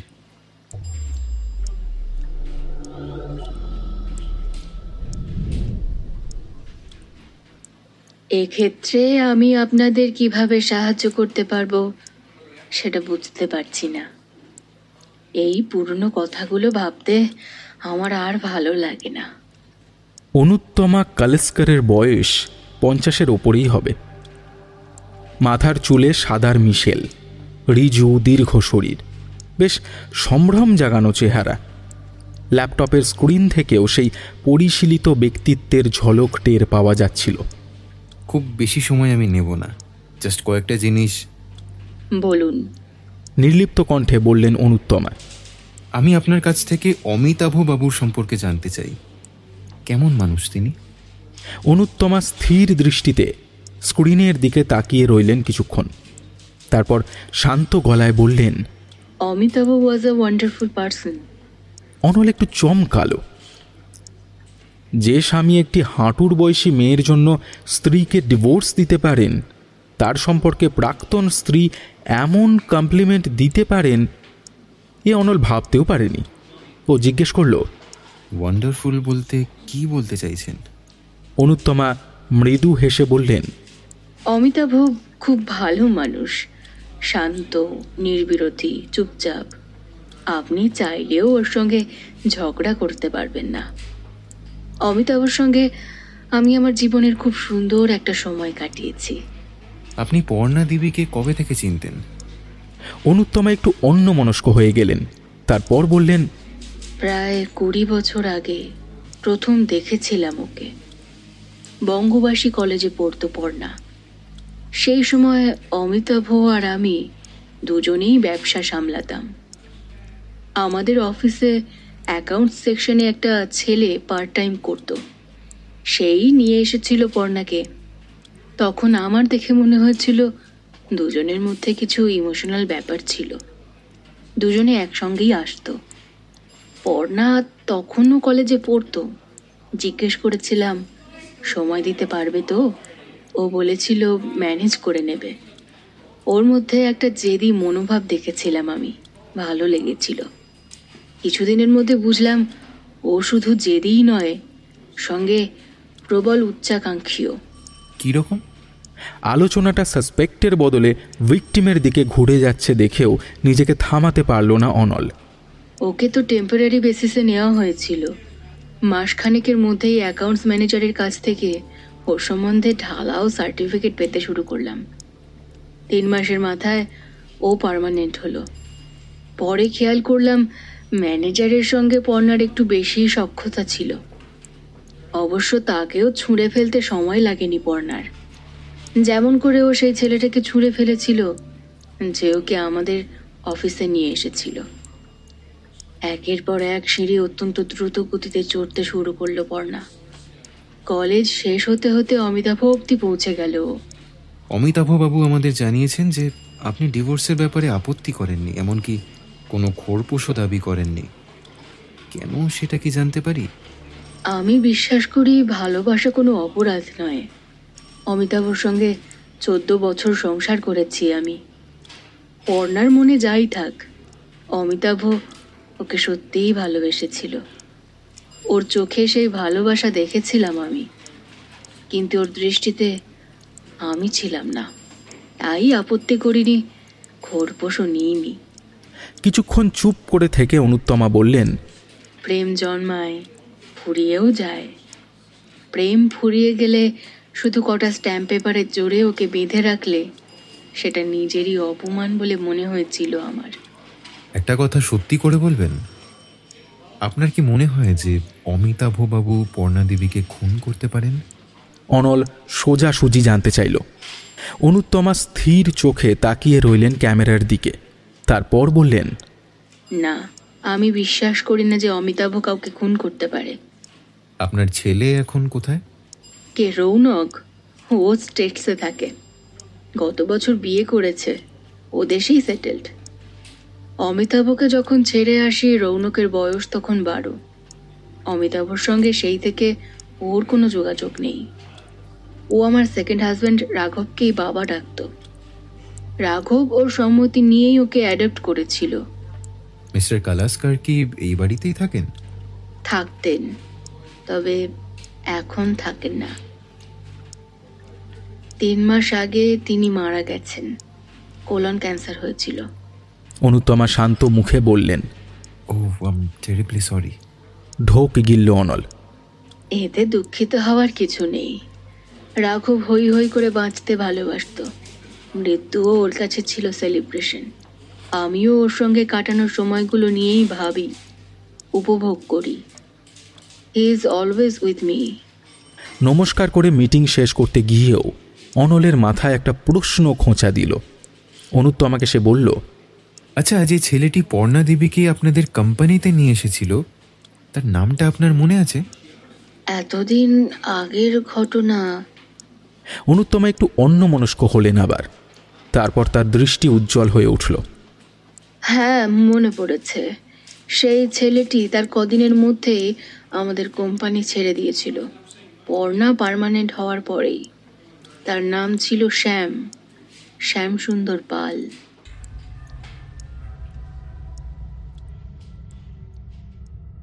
শ্যামসুন্দর পর্ণার এক্স হতেই পারেন। ক্যান্টিনের চায়ে বিস্কিট ডুবিয়ে বলল রাজীব। কিন্তু এতদিন পর সেই রাগে, না ভাই, এ বাত কুছ হজম নেই হুই। ভিকটিমের চরিত্রের শ্রাদ্ধ করে বা সাসপেক্টের সংখ্যা বাড়িয়ে কোনো লাভ নেই। আগে জানা দরকার 20টা শরীরে গেল কি করে। পোস্টমর্টেম রিপোর্ট অনুসারে রাত 12টা থেকে 2টোর মধ্যে মারা গেছেন পর্ণা সান্যাল। সেই সময় বাড়িতে কাজের লোকেরা ছাড়া আর কেউ ছিল না। তাহলে কি তাদের মধ্যেই কেউ, মানে তাদের মধ্যে কাউকে কাজে লাগানো হয়েছিল? এমনটাও তো সম্ভব। বিস্কিটের বেশিরভাগটাই খসে কাপের নিচে পড়ল। আরে হ্যাঁ, চামচ দিয়ে সেই ধ্বংসাবশেষ উদ্ধারের বৃথা চেষ্টা করে হাল ছেড়ে দিল রাজীব। তারপর চায়ে চুমুক দিয়ে বলল, 20 অর্থাৎ এক্ষেত্রে arsenic.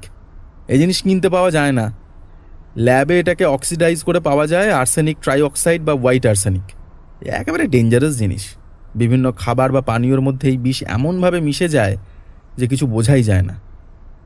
Over sensitive test bird না থাকলে স্বাদেরও হেরফের ধরা পড়ে না।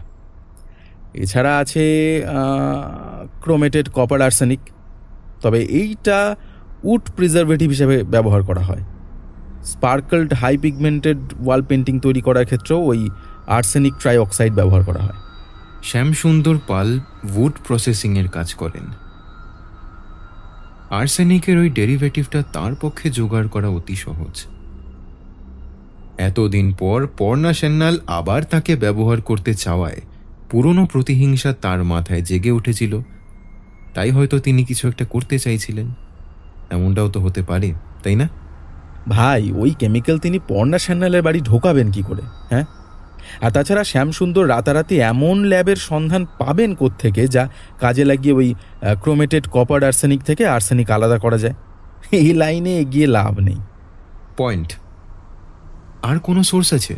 মানে টিউবওয়েলের জলে যে আর্সেনিক ওঠে সে তো হামেশাই দেখি, তার বাইরে আর কোনোভাবে নাগাল পাওয়া সম্ভব? সম্ভব। কী রকম? আর্সেনিক শুধু বিষ নয়, কারোর কারোর জন্য সেটা জীবনদায়ী ওষুধও। অ্যাকিউট প্রোমিল্যাকটিক লিউকেমিয়া বলে একটা বিশেষ ধরনের ব্লাড ক্যান্সারের ওষুধ তৈরি হয় এই আর্সেনিক ট্রাইঅক্সাইড দিয়ে। এই লাইনে ভাবতে পারিস। এটা কিন্তু হতে পারে। অমিতাভ সান্যালের একাধিক ব্যবসার মধ্যে হেলথ কেয়ারটাও আছে, আর এই মুহূর্তে বাংলার সবচেয়ে বড় ফার্মা কোম্পানির মধ্যে একটা কিন্তু ওর।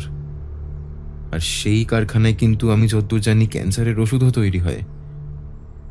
পর্ণার জন্য কিন্তু অমিতাভ নিজের স্ত্রী ও সন্তানকে ত্যাগ করেছেন, অথচ পর্ণার থেকে সেই অর্থে কিছুই পাননি। পর্ণা উশৃঙ্খল মেয়ে, মদ ও পুরুষ সঙ্গী নিয়ে জীবন কাটিয়েছেন, এমনকি মেয়েটার দিকেও ফিরে তাকাননি। স্বামী হিসেবে অমিতাভ সান্যালের রাগ হওয়াটা কি স্বাভাবিক নয়? ভালো কথা, তোকে একটা ইনফো দেওয়ার ছিল, বলল রাজীব। ফেসবুকে রৌনক ক্লাসকর আর অমিতাভ সান্যাল এরা কিন্তু একে অপরের ফ্রেন্ড। পরস্পরের পোস্টে কমেন্টও করছে দুজনে। ব্যাস, মোটিভটা আরও স্পষ্ট হয়ে গেল। অনল চিন্তিত মুখে বলল, ছেলের মাধ্যমে অমিতাভ নিশ্চয়ই বুঝতে পারছিলেন যে তিনি কি হারিয়েছেন।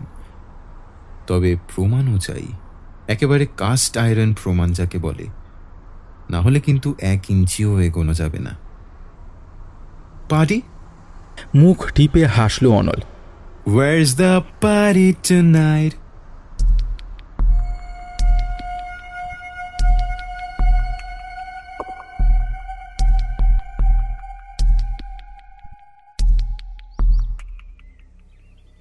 মনোরঞ্জন নস্কর পার্টির বেশ বড় নেতা তথা বিধায়ক। পুলিশের সঙ্গে কথা বলতে তার অনীহা ছিল, কিন্তু আরও ওপরে থেকে চাপ দিয়ে এবং পরে তাকে ঝামেলায় জড়ানো হবে না এই শর্তে পুলিশ সম্মত হলে মনোরঞ্জন কথা বলতে রাজি হন। অনলের প্রশ্নের উত্তরে মনোরঞ্জন বললেন, হ্যাঁ, শ্যাম আমাকে পর্ণা সান্যালের কথা বলেছিল। আমি শীর্ষ নেতৃত্বের সঙ্গে এই বিষয়ে কথা বলি। অমিতাভ সান্যালের সোশ্যাল ইমেজ খুব ক্লিন, সবাই জানে তিনি ভালো মানুষ। পর্ণা সান্যাল তার স্ত্রী এনজিও চালান। তিনি আমাদের দলে এলে নামও হতো। পার্টি ফান্ডের জন্য অমিতাভ বাবুর কাছ থেকে কিছু সাহায্যও পাওয়া যেত। অমিতাভ সান্যাল আপনাকে বলেছিলেন যে পর্ণা সান্যালের জন্য তিনি পার্টি ফান্ডে চাঁদা দেবেন? হ্যাঁ, পর্ণা সান্যাল নিজেই তো আমাদের টাকা অফার করেছিলেন। কত টাকা? মনোরঞ্জন একটু ইতস্তত করলেন। অনতি দূরে ভাবলেশহীন মুখে বসে থাকা অন্য একজন নেতার দিকে তাকালেন তিনি। তারপর বললেন, ইনিশিয়ালি উনি 10 লক্ষ টাকা দিতে চেয়েছিলেন। আচ্ছা, এবার অন্য একটা প্রশ্নে আসি। পর্ণা সান্যালের সম্বন্ধে আপনাদের পার্টির অ্যাসেসমেন্ট কি ছিল? মানে ওকে নিতে আপনারা কি আলটিমেটলি রাজি হয়েছিলেন? একটু সমস্যা ছিল। মানে পুরুষ মানুষ দেখলেই ছোক ছোক করা স্বভাব ছিল মহিলার। আমরাও স্বভাব চরিত্র নিয়ে নানা রকম খবর পেয়েছিলাম। অনেকেই পর্ণা সান্যালকে দলে নেওয়ার বিরুদ্ধেই ছিলেন, কিন্তু অমিতাভ সান্যালের ইমেজ এতই ক্লিন যে তার কথা ভেবেই পার্টি পর্ণা সান্যালকে নিতে রাজি হয়েছিল। তবে সেই দিনকার ওই ক্লোজ ডোর মিটিংয়ে তাকে স্পষ্টভাবে বলা হয় যে টিকিট পেলে নিজের চালচলনে লাগাম টানতে হবে। ও, তা তিনি কি বললেন এতে? ও বাবা, প্রথমে তো সে কি রাগ তার, আমাদেরকে যা নয় তাই বললেন। তারপর আমরা প্রমাণ দেখাতে জোকের মুখে নুন পড়ল, তখন চুপ। তারপর তড়িঘড়ি বেরিয়ে গেলেন ঘর ছেড়ে। আপনারা প্রমাণ দেখালেন? সত্যি অবাক হয়ে গেল অনল। কিরকম প্রমাণ? সেটা বলা যাবে না আপনাকে, পার্টি সিক্রেট। মনোরঞ্জন ঠোঁটে আঙুল রেখে মৃদু হাসলেন। অনলও হাসল। তারপর পাশের চেয়ারের ভাবলেশহীন মুখের নেতার দিকে তাকিয়ে নরম গলায় বলল, আপনি আমার সঙ্গে কোঅপারেট করুন। আমি কথা দিচ্ছি আপনাকে, এসব কথা এই ঘরের বাইরে যাবে না। আইন কানুন তো জানেনি। মৃত্যুর দিন কিন্তু এখানেই এসেছিলেন পর্ণা সান্যাল, আর ওর শরীরে কিন্তু বিষ পাওয়া গেছে। আপনাদের সঙ্গেই কিন্তু তার শেষ দেখা হয়েছিল। এই মার্ডার কেসে পার্টির নাম জড়িয়ে গেলে কি খুব ভালো দেখাবে? শক্ত মুখে কিছুক্ষণ বসে রইলেন মনোরঞ্জন। তারপর আর চোখে পাশের লোকের দিকে তাকালেন। তিনি সামান্য মাত্রায় ঘাড় নাড়লে মনোরঞ্জন লম্বা শ্বাস ছেড়ে বললেন, একজন ছোকরা প্রাইভেট ডিটেকটিভ আমাদের কাছে কিছু ছবি নিয়ে এসেছিল। সেগুলো পর্ণা সান্যালের অভিসারের ছবি, ওই ভাড়া করা পুরুষ মানুষের সঙ্গে রাত কাটানোর ছবি আর কি। আপনারা ওর ওয়্যার অ্যাবাউটস জানার জন্য গোয়েন্দা লাগিয়েছিলেন? বেশ শ্রদ্ধাই হলো অনলের। পার্টির কাজকর্ম এতটা পেশাদার বলে কখনোই মনে হয়নি তার। না না, ছেলেটা নিজে থেকেই এসেছিল আমাদের কাছে, বলেছিল অন্য কোনো ক্লায়েন্ট তাকে এই কাজটা করতে বলেছিল। ওর মনে হয়েছিল ছবিগুলো আমাদের কাজে লাগতে পারে, তাই নিয়ে এসেছিল। বেশ কিছু টাকা অবশ্য খসাতে হয়েছিল আমাদের। কিন্তু সেই ছোকরার ক্লায়েন্ট কে ছিল সেটা বলেছিল? না, তা বলেনি, তবে অ্যাসিওর করেছিল যে অন্য কোনো রাজনৈতিক দল নয়। ওই ডিটেকটিভের ফোন নাম্বার বা অ্যাড্রেস কিছু আছে? হ্যাঁ হ্যাঁ, একটা ফোন নাম্বার দিয়েছিল বটে, বলেছিল কোনো কাজ থাকলে জানাতে। কিন্তু পর্ণা সান্যাল মারা যাওয়ার পর থেকে সেই নাম্বারটা সুইচ অফ বলছে। নাম্বারটা দিন। পকেট থেকে মোবাইল বের করলো অনল।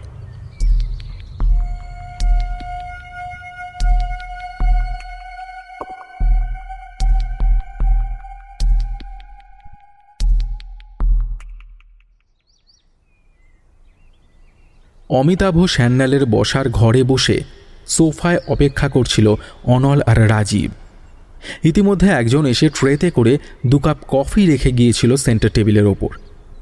সেই জানিয়েছিল যে অমিতাভবাবু স্নানে ঢুকেছেন, অল্প সময়ের মধ্যেই আসবেন। দেওয়ালে পর্ণা সান্যালের একটা বিশাল আবক্ষ আলোকচিত্রর দিকে নজর গেল অনলের। ছবিতে ফুলের মালা ঝুলছে। শোকের প্রকট প্রকাশের অভিনয়ের বদলে পর্ণার এই উপস্থিতিটুকু ওর বেশ শোভন মনে হলো। রাজীব সেন্টার টেবিলের নিচে রাখা ম্যাগাজিনগুলো উল্টে পাল্টে দেখছিল। সেখান থেকে একটা বুকলেট বেরোলো, দার্জিলিংয়ের একটি বিখ্যাত বোর্ডিং স্কুলের ব্রশিওর। অনল জানে যে রাজীব এই স্কুলেই লেখাপড়া করেছে, কিন্তু এই ব্রশিওর এখানে কেন? অ্যানি তো কলকাতাতেই। ভাবতে ভাবতেই ওরা দেখল সিঁড়ি টপকে টপকে লাফিয়ে নামছে এক কিশোরী। তার পরনে জিন্স টপ, কাঁধে ব্যাগ। পিছনে পিছনে দুধের গ্লাস হাতে নেমে আসছিলেন রত্না। অনল এবং রাজীবের দিকে তাদের নজরই পড়েনি তখনও। অনল কিশোরী মেয়েটাকে চিনতে পারল, অ্যানি। রত্না বলছিলেন, দুধটুকু খেয়ে যা বাবা, পড়া শেষ করে ফিরতে তো সেই দুপুর গড়াবে।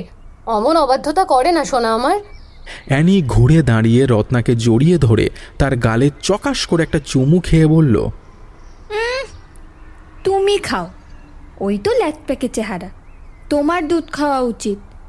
অনল ও রাজীবকে দেখে এবার দুজনেই থমকে দাঁড়িয়ে পড়ল। অ্যানির অভিব্যক্তিতে একটা বিরক্তির চিহ্ন ফুটে উঠল। রত্না বললেন, আপনারা কখন এসেছেন? এই তো কিছুক্ষণ, এই অমিতাভবাবুর জন্য অপেক্ষা করছি। অনল উত্তর দিল। রত্না অ্যানির দিকে তাকিয়ে আদেশের সুরে বললেন, তুই যা, দেরি হয়ে যাচ্ছে তোর। অ্যানি কিছু না বলে বেরিয়ে চলে গেল। কেউ অমিতাভদাকে খবর দিয়েছে ভেতরে? অনলদের দিকে তাকিয়ে রত্না জিজ্ঞেস করলেন। হ্যাঁ, উনি আসছেন। অনল সংক্ষিপ্ত উত্তর দিল। রত্না চলে যেতে যেতেও থমকে দাঁড়ালেন। তারপর জিজ্ঞেস করলেন, পর্ণার কেসটা কি ক্লোজ করা গেল?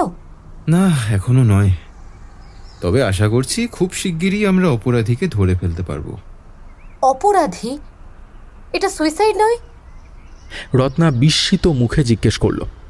আচ্ছা, পর্ণা দেবী কেন সুইসাইড করবেন এই বিষয়ে আপনার কোনো ধারণা আছে? অনল প্রতি প্রশ্ন করল। রত্না বিষণ্ণ চোখ তুলে তাকালেন, তারপর বললেন, আমি একজন নার্স, কিছুটা হলেও রোগের লক্ষণ চিনি আমি। খুব মদ খেত পর্ণা, অ্যালকোহলিক হয়ে গেছিল। আমার মনে হয় ও ডিপ্রেশনে ভুগছিল। বাড়িতে সবার ওপরে চেঁচামেচি করত। মেয়েটাকে তো কোনোদিন ফিরেও দেখতো না। মুড়ি মুরকির মতন ওষুধ খেত, মানা করলেও শুনতো না। একে কি সুস্থ জীবন বলা যায়? আমার ধারণা ও সুইসাইডই করেছে। অনল এবং রাজীব নীরবে দৃষ্টি বিনিময় করল। অনল আবার বলল, হ্যাঁ, হতেই পারে। যাই হোক, একটা অপ্রিয় প্রশ্ন করতে চাই আপনাকে। করি? করুন। পর্ণা দেবীর সঙ্গে আপনার সম্পর্কটা কেমন ছিল? বড়লোক বোনের সঙ্গে গরিব দিদির যেমন সম্পর্ক হয়। একটি বাক্য অনেক কথা বলে দিল। অনল বলল, পর্ণা দেবীর ক্লিনিক্যাল অ্যাবর্শনের কথা আপনি সত্যিই জানতেন না? না, জানতাম না। বেশ, আরেকটা প্রশ্ন, শ্যামসুন্দর পালের সঙ্গে কি ধরনের সম্পর্ক ছিল পর্ণা দেবীর? কলেজ জীবনে প্রেমের সম্পর্ক ছিল দুজনের মধ্যে। হ্যাঁ, কি পাড়ার ছেলে মেয়ে, একসঙ্গে বড় হয়েছে। শ্যাম পর্ণাকে খুব ভালোবাসত। আর পর্ণা দেবী ভালোবাসতেন না? মাথা নেড়ে না বোঝালেন রত্না। বললেন, পর্ণা বরাবরই ছেলেদের নাচিয়ে মজা পেত। পুরুষেরা ওর প্রেমে পাগল হয়ে যেত। উঠতে বললে উঠতো, বসতে বললে বসতো। ও সেটা উপভোগ করত। আপনাদের অনেকক্ষণ অপেক্ষা করালাম। বলতে বলতে অমিতাভ সিঁড়ি বেয়ে নিচে নেমে এলেন। রত্নাকে দেখে বললেন, অ্যানি পড়তে চলে গেছে? রত্না মাথা নাড়লেন। তারপর অনলদের দিকে ঘুরে বললেন, আপনারা কথা বলুন, আমি আসছি। অমিতাভ এসে বসলেন অনলদের সামনে। ম্লান হেসে বললেন, কিছু সুরাহা হলো? একটু মনে করার চেষ্টা করুন তো, শ্যামসুন্দর পাল বলে আপনি কাউকে চিনতেন কিনা? অনল সরাসরি আক্রমণের রাস্তায় এগোল। শ্যামসুন্দর পাল? সে কি? এই শ্যামসুন্দর পাল একসময় আপনার অফিসে অ্যাকাউন্ট সেকশনে কাজ করতেন। অবশ্য ওর আরেকটা পরিচয়ও আছে। তিনি পর্ণা সান্যালকে আপনার কোম্পানিতে চাকরির জন্য এনেছিলেন। হতে পারে, তবে সেসব অনেক বছর আগের কথা। তখন অনুত্তমাও দিকগুলো দেখত। জুনিয়র লেভেলের এমপ্লয়ীদের সকলকে আমি চিনতামও না। আমার বিভিন্ন ব্রাঞ্চ ও ফ্যাক্টরি মিলিয়ে কয়েক হাজার লোক কাজ করে। সকলকে চেনা কি সম্ভব? না, তা অবশ্য নয়, তবে পর্ণা দেবীও তো জুনিয়র কর্মী ছিলেন। তাকে কিন্তু আপনি চিনেছিলেন। তাই শ্যামসুন্দর পালকে মনে না পড়ার কোনো নির্দিষ্ট কারণ আছে কিনা সেটাই জানতে চাইছিলাম। কি বলতে চাইছেন আপনি? কঠিন স্বরে জিজ্ঞেস করলেন অমিতাভ। পর্ণা দেবীর ওপর নজরদারি করবার জন্য ডিটেকটিভকে লাগিয়েছিল নিশ্চয়ই আপনি? ডিটেকটিভ? পর্ণার পিছনে ডিটেকটিভকে লাগাবে? অমিতাভর মুখের অভিব্যক্তিতে নিখাদ বিস্ময় ফুটে উঠল। ও, আপনি সত্যিই জানেন না যে পর্ণা দেবীর পেছনে প্রাইভেট ডিটেকটিভ লাগানো হয়েছিল? আচ্ছা, পর্ণা দেবীর সঙ্গে আপনার সম্পর্কটা কেমন ছিল বলুন তো অমিতাভ বাবু? এই কেমন প্রশ্ন? উত্তেজিত ভঙ্গিতে বললেন অমিতাভ। স্বামী স্ত্রীর সম্পর্ক যেমন থাকার তেমনই ছিল। তাই কি? অনল স্থির চোখে অমিতাভর দিকে তাকিয়ে বলল, মাস দুয়েক আগে পর্ণা দেবী অ্যাবর্ট করিয়েছিলেন। বাচ্চাটা কার ছিল? অমিতাভর মুখে পরপর অনেকগুলো আবেগ খেলা করে গেল। বিস্ময়, ক্রোধ, দুঃখ। নিজেকে সামলে নিয়ে তিনি ঠান্ডা গলায় বললেন, আমার স্ত্রীর বাচ্চা তো আমার হওয়াই স্বাভাবিক, তাই নয় কি? একেবারেই স্বাভাবিক নয়। আমরা জানতে পেরেছি আপনাদের শোয়ার ঘর প্রায় 2 বছর ধরে আলাদা। অনলও ঠান্ডা গলায় জবাব দিল। অমিতাভ বাবু ক্লান্ত চোখ তুলে অনলের মুখের দিকে তাকালেন। তারপর বললেন, আমি জানি না এমন কেউ যে প্রেগনেন্ট ছিল বা অ্যাবর্শন করিয়েছিল, সেসব কথাও আপনাদের মুখেই জানতে পারছি। বিশ্বাস করা বা না করা আপনাদের মর্জি।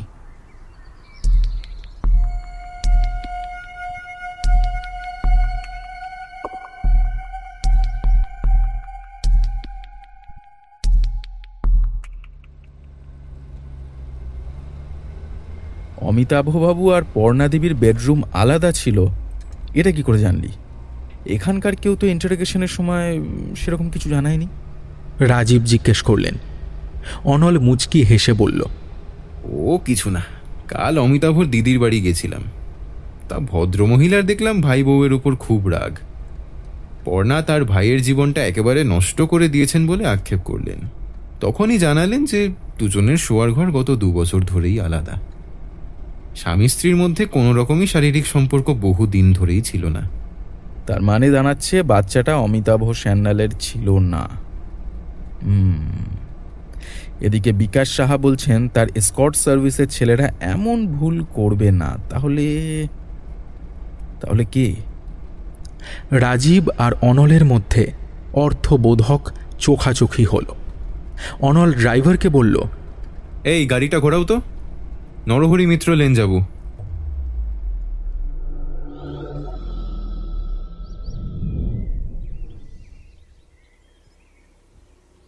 রংচটা প্লাস্টার খসা দেওয়ালে ঝুলছিল 2 বছরের পুরনো লোকনাথ বাবার ছবিওয়ালা ছেঁড়া বাংলা ক্যালেন্ডার।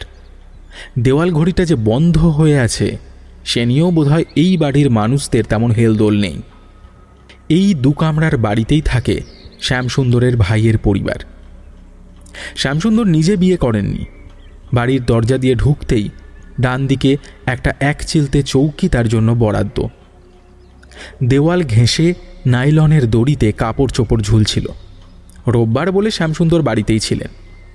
খালি গায়ে চৌকিতে বসে খবরের কাগজ পড়ছিলেন। অনল ও রাজীবকে দেখে তাড়াতাড়ি দড়ি থেকে একটা জামা টেনে গায়ে চড়ালেন তিনি। অনল খেয়াল করল কারখানার ভারী কাজ করার জন্যই হয়তো এই 40 বয়সেও তার শরীর বেশ সুঠাম। আপনারা?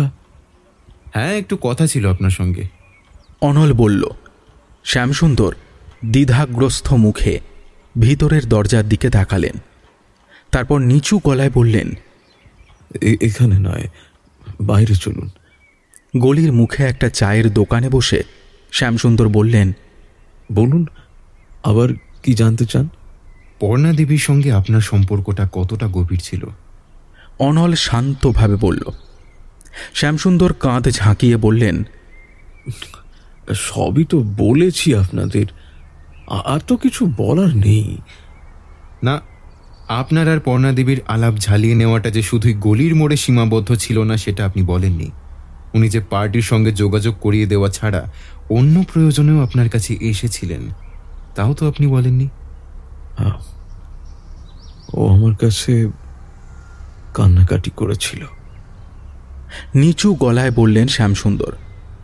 বলেছিল অমিতাভ সান্যাল ওকে ভালোবাসে না, তার নাকি অন্য মহিলাদের সঙ্গে সম্পর্ক আছে। ওর উপর সে শারীরিক ও মানসিক নির্যাতন চালায়। আর আপনি সেই কথাগুলো বিশ্বাস করেছিলেন, তাই তো? শ্যামসুন্দরের মুখে একটা বেদনার্ত হাসি ফুটে উঠল। বিশ্বাস? ওকে ওকে খুব ভালোবাসতাম, জানেন, আমি খুব খুব ভালোবাসতাম। ওর জন্যে আমার জীবনটা একেবারে একেবারে এলোমেলো হয়ে গেছিল। আর কাউকে ভালোবাসতে পারলাম না, তাই বিয়েও করিনি। তাই আমিও ওর কাছে আসতে চেয়েছিলাম। তারপর এক সময় বুঝতে পারলাম। শ্যামসুন্দরের গলায় একটা গুরু গুরু মেঘের আভাস পাওয়া গেল। ও আমাকে ব্যবহার করছে। আবারও রাজনীতিতে আসার জন্য? না, তা নয়, শুধু শারীরিক প্রয়োজন মেটানোর জন্য। ভাবতে পারেন প্রেম ছিল না, শুধু শরীর। দাঁতে দাঁত ঘষে বললেন শ্যামসুন্দর বাবু। প্রেগনেন্ট হয়েছিলেন পর্ণা দেবী, অবশ্য অ্যাবর্টও করেছিলেন।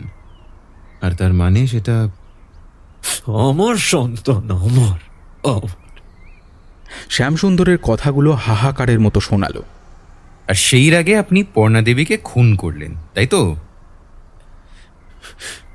না, তবে করতে চেয়েছিলাম। বেঁচে থাকলে হয়তো করতামও, কিন্তু সুযোগ পেলাম না। তবে ও যে মরেছে তাতে আমি খুশি। আমি খুব খুশি।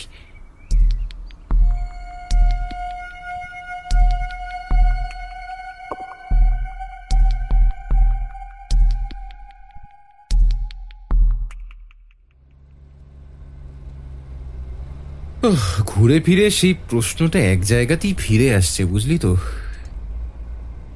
বিষটা যেই দিয়ে থাকুক সেটা পর্ণার শরীরে গেল কি করে? ঠিক তাই, বিমর্ষ গলায় বলল রাজীব। কাজের লোকেদের কথা অনুযায়ী পর্ণা সেদিন 9:30 নাগাদ বাড়ি ফেরেন। তখনও তিনি সম্পূর্ণ সুস্থ ছিলেন। পার্টি অফিস থেকে বেরিয়েছিলেন 6:30, বড়জোর 7টা নাগাদ। বিষটা তিনি ঠিক কখন খেলেন, শরীরে যতটা বিষ ঢুকেছে তারপর আমার মতে বেশিক্ষণ বেঁচে থাকা সম্ভব নয়। রাতে বাড়ি ফিরে যদি বিষ খেয়ে থাকেন তাহলে ধরে নেওয়া যেতে পারে যে বিষটা ছিল বাড়িতেই, কিংবা বাইরে থেকে পর্ণা সান্যাল নিজে বয়ে এনেছিলেন। দ্বিতীয় ক্ষেত্রে সুইসাইডের থিওরি জোরদার হয়, কিন্তু যদি বাড়িতেই থাকে তাহলে অবশ্যই খুন। হ্যাঁ, এটা হতেই পারে। ফটোগুলো দেখে ভয় পেয়ে তারপর সুইসাইড করার কথা ভাবতে পারেন। পার্টি অফিস আর বাড়ি এর মাঝের সময়টুকু কোথায় ছিলেন পর্ণা? কার সঙ্গে ছিলেন? ড্রাইভার বলেছে পর্ণা মাঝে কয়েকটা জায়গায় নেমেছিলেন, তবে কোনোবারই তিনি খুব বেশি সময় নেননি। ওইটুকু সময়ের মধ্যে তাকে বিষ খাওয়ানো অসম্ভব ব্যাপার। বাড়িতে এসেও তিনি রাতে কিছু খাননি যে খাবারে বিষ মেশানো হবে। মদের বোতল, গ্লাস, কোনো জায়গাতেই বিষ পাওয়া যায়নি। তাহলে বিষটা শরীরে ঢুকলো কখন? রাজীবের মুখের দিকে তাকিয়ে অনল দেখল রাজীব ভ্রু কুঁচকে কি যেন ভাবছে। সে ধাক্কা দিয়ে জিজ্ঞেস করল, কিরে, কি ভাবছিস? রাজীব গা ঝাড়া দিয়ে উঠল, বলল, ইস, এমন ভুল করলাম। শিগগির লালবাজার চল অনল। বিস্মিত অনল বিস্তর খুঁচিয়েও রাজীবের মুখ খোলাতে পারল না।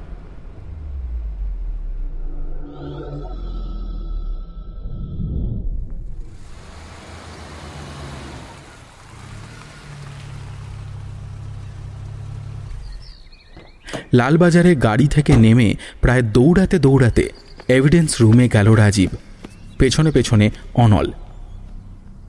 পর্ণা সান্যাল কেসের এভিডেন্সগুলো তুলে নিয়ে ফরেন্সিক ল্যাবে গেল দুজনে। সময় নিয়ে সেগুলোকে পরীক্ষা করল রাজীব। অনল দেখল রাজীবের ঠোঁটের কোণে মৃদু হাসির রেখা ফুটে উঠেছে। কৌতূহল চেপে না রাখতে পেরে ও প্রায় চিৎকার করে উঠল, আরে কি পেলি সেটা তো বলবি। রাজীব খেদে বলল, আমার ভুল হয়েছিল রে। এই কেসে কোনো মেরিটই ছিল না, শুধু ছুটলাম আমরা। মানে? গ্লাসে তলানি মদ ছিল, ভিকটিম মদও খেয়েছেন, তাই তো? হ্যাঁ, কিন্তু তাতে কি? রাজীব শান্ত গলায় বলল, তো মদটা তিনি কিসে খেলেন? গ্লাসের ঠোঁটের দাগ কোথায়?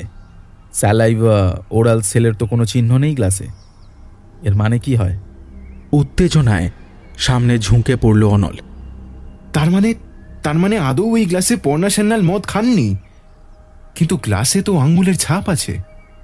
গ্লাসের গায়ে ফিঙ্গারপ্রিন্ট কাগজে প্রিন্ট করে রাখা ছিল। রাজীব সেটা দেখিয়ে বলল, প্ল্যান্টেড।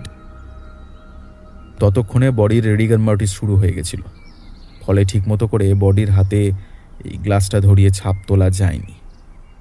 সেগুলো কেন আমার আগে নজরে এলো না? মানে গ্লাস বদলানো হয়েছে। চেয়ারে গুছিয়ে বসল অনল। মদের বোতলটাও বদলানো হয়েছে, তার মানে মদেই বিষ ছিল। কিন্তু বাড়ির লোক ছাড়া এই কাজ তো আর কারোর করার সুযোগ ছিল না। তাই তো দাঁড়াচ্ছে পর্ণা সান্যাল মারা যান রাত 12টা থেকে 2টোর মধ্যে। সেই সময় বাড়িতে কাজের লোকেরা ছাড়া কেউ ছিল না।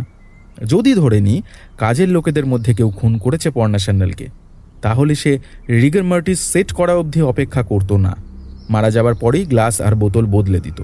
কিন্তু এক্ষেত্রে তা হয়নি অনল। মৃত্যুর প্রায় ঘন্টা 2 পর থেকে রিগার মর্টিস সেটিং করা শুরু করে। পুরো প্রসেস কমপ্লিট হতে 5 থেকে 6 ঘন্টা লাগে। পর্ণা সান্যাল 12টা থেকে 2টোর মধ্যে মারা যান। অমিতাভ সান্যাল 6:30 নাগাদ বাড়ি ফিরে আসেন।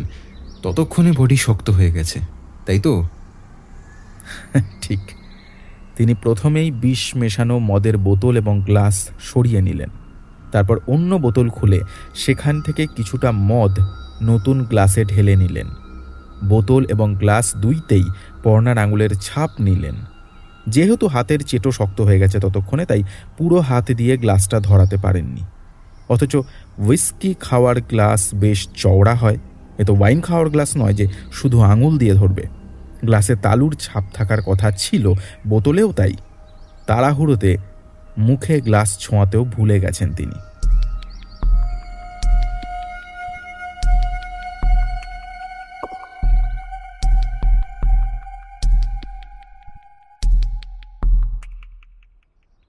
ওয়ারেন্ট দেখানোর পর অমিতাভ সান্যাল কোনো রকম চেঁচামেচি করলেন না, শান্ত গলায় বললেন, চলুন। অমিতাভকে লালবাজারে নিয়ে যাওয়ার খবর আগুনের মতো ছড়িয়ে পড়ল। পর্ণা সান্যাল মার্ডার কেসের প্রাইম সাসপেক্ট হলেন বাংলার সবথেকে নামকরা মানুষদের একজন।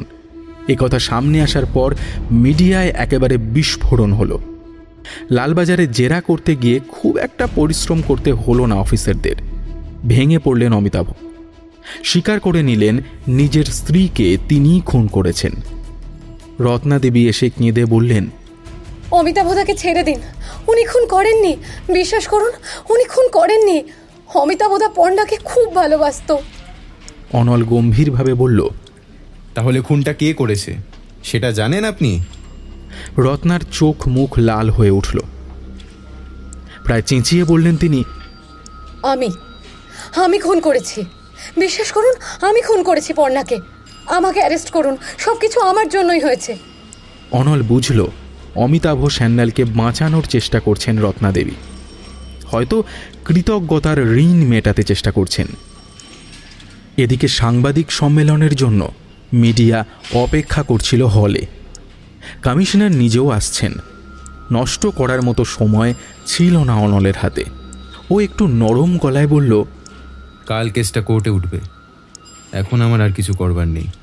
আপনি বাড়ি যান, কালকে উকিল নিয়ে আসবেন। রত্না সোজা হয়ে দাঁড়ালেন, ক্রুদ্ধভাবে বললেন, আপনাদের হাতে কিছু না থাকতে পারে, আমার হাতে আছে। আপনারা একজন নিরপরাধ মানুষকে শাস্তি দেবেন, সেটা হতে পারে না। দাঁড়ালেন না রত্না, গট গট করে হেঁটে বেরিয়ে গেলেন সেখান থেকে। অনল ঘড়ি দেখল, 15 মিনিটের মধ্যে ওকে হলে পৌঁছাতে হবে। রাজীবের ল্যাবের দিকে এগোচ্ছিল সে। এমন সময় দেখল কমিউনিকেশন সেলের সন্দীপ হেঁটে আসছে তার দিকে। এই যে অনলদা। সন্দীপ বলল, যে নম্বরটা তুমি দিয়েছিলে না, ওটা একবারের জন্য অন হয়েছিল। লোকেশন হচ্ছে সল্ট লেকের 7 নম্বর ট্যাঙ্কের কাছে। তুমি ওখানে যাওয়ার আগে আমাকে বলো, আমি পিন পয়েন্ট করে দেব। অনল কয়েক মুহূর্ত তাকিয়ে থাকলো সন্দীপের দিকে, তারপর বলল, এই সন্দীপ, চল তো আমার সঙ্গে একবার।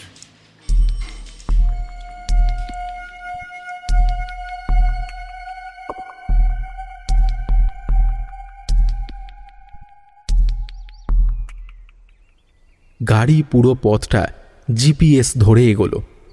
7 নম্বর ট্যাঙ্কের কাছে একটা পার্কের পাশে একটা বহু পুরনো বাড়িকে চিহ্নিত করেছিল সন্দীপ। কলিং বেল বাজালো অনল। এক ভদ্রমহিলা দরজা খুললেন। তাকে প্রায় ধাক্কা দিয়ে সরিয়ে দিয়ে ভেতরে ঢুকল অনল।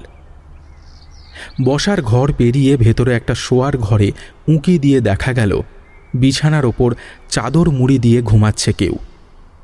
চাদর টেনে সরালো অনল। কালো রোগা চেহারার কম বয়সী ছেলেটি পুলিশ পোশাকে অনলকে দেখেই লাফিয়ে উঠল। অনল ওর কাঁধ চেপে বসিয়ে দিল বিছানার ওপর, তারপর বলল, নাম কি? রঞ্জন। ভয়ে মুখ শুকিয়ে গিয়েছিল ছেলেটার। খুব তো গোয়েন্দাগিরি করিস, লাইসেন্স কই? ঢোক গিলল রঞ্জন। লাইসেন্সের জন্য অ্যাপ্লাই করেছি স্যার, কিন্তু এখনো পাইনি। ও বাবা, লাইসেন্স না পেয়ে গোয়েন্দাগিরি শুরু করে দিয়েছিস না? হাজতে ঢোকাবো? ধমক লাগালো অনল। না স্যার, না, মানে আমি কিছু করিনি স্যার, আমি কিছু করিনি। প্রায় কেঁদে ফেলল ছেলেটা। পর্ণা সান্যালের পেছনে টিকটিকিগিরি তুই করছিলিস তো? রঞ্জন অধবদন হয়ে চুপ করে রইল। অনল ধমকে দিল, তুই তো ছবিগুলো পার্টির লোকেদের কাছে বেচেছিস, এখন মুখ বুজে আছিস কেন? সরি স্যার, কিন্তু আর কোনো দোষ নেই। অনেক কেটে কুটে কাজটা করেছিল। পার্টির হাতে সব ডকুমেন্ট তুলেও দিয়েছিলাম, কিন্তু যত টাকার কথা হয়েছিল তার অর্ধেকও পেমেন্ট করতে পারেনি পার্টি। আজ দেবো, কাল দেবো, এইসব বলে শুধু ঘোরাচ্ছিল স্যার। কাজটা করতে আমারও খুব খরচপাতি হয়েছিল। পেমেন্টটা পেয়ে খুব রাগ হয়েছিল। তাই ভেবেছিলাম অন্য পার্টিকে ডকুমেন্টগুলো বেচে দিয়ে যদি কিছু টাকা অন্তত উসুল হয়। তাই করেছি স্যার। অন্যায় হয়ে গেছে স্যার, আর হবে না স্যার, আর হবে না। অনল এবার সত্যি অবাক হলো। অমিতাভ সান্যালের মতো ধনী মানুষ শুধু শুধু একজন প্রাইভেট ডিটেকটিভকে ঘোরাবে কেন? কটা টাকার ব্যাপার? রঞ্জনের কলার চেপে ধরে অনল জানতে চাইল, তোর ক্লায়েন্ট কে ছিল? এক্ষুনি নামটা বল।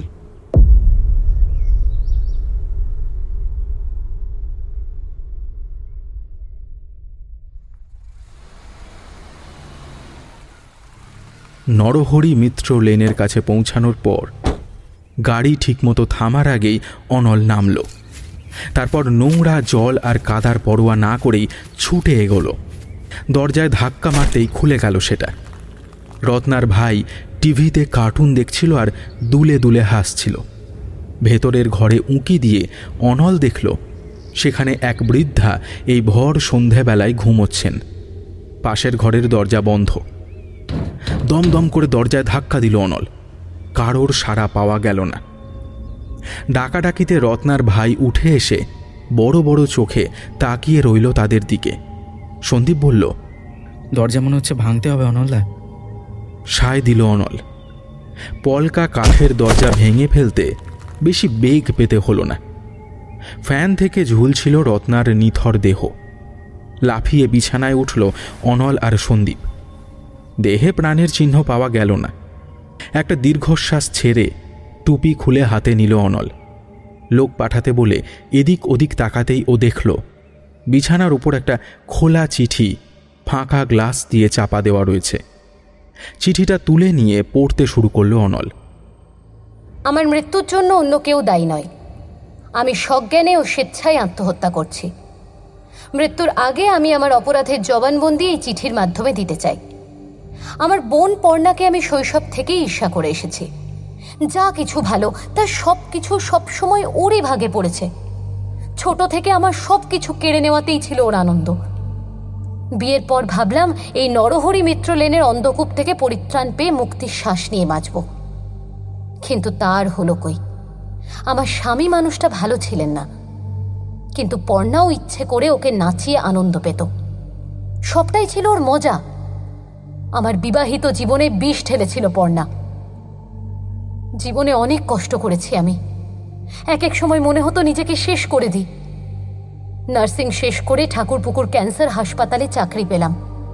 সেখানেই পেটের ক্যান্সারের একরকম ওষুধের কথা জানলাম, যা নাকি মারাত্মক বিষ।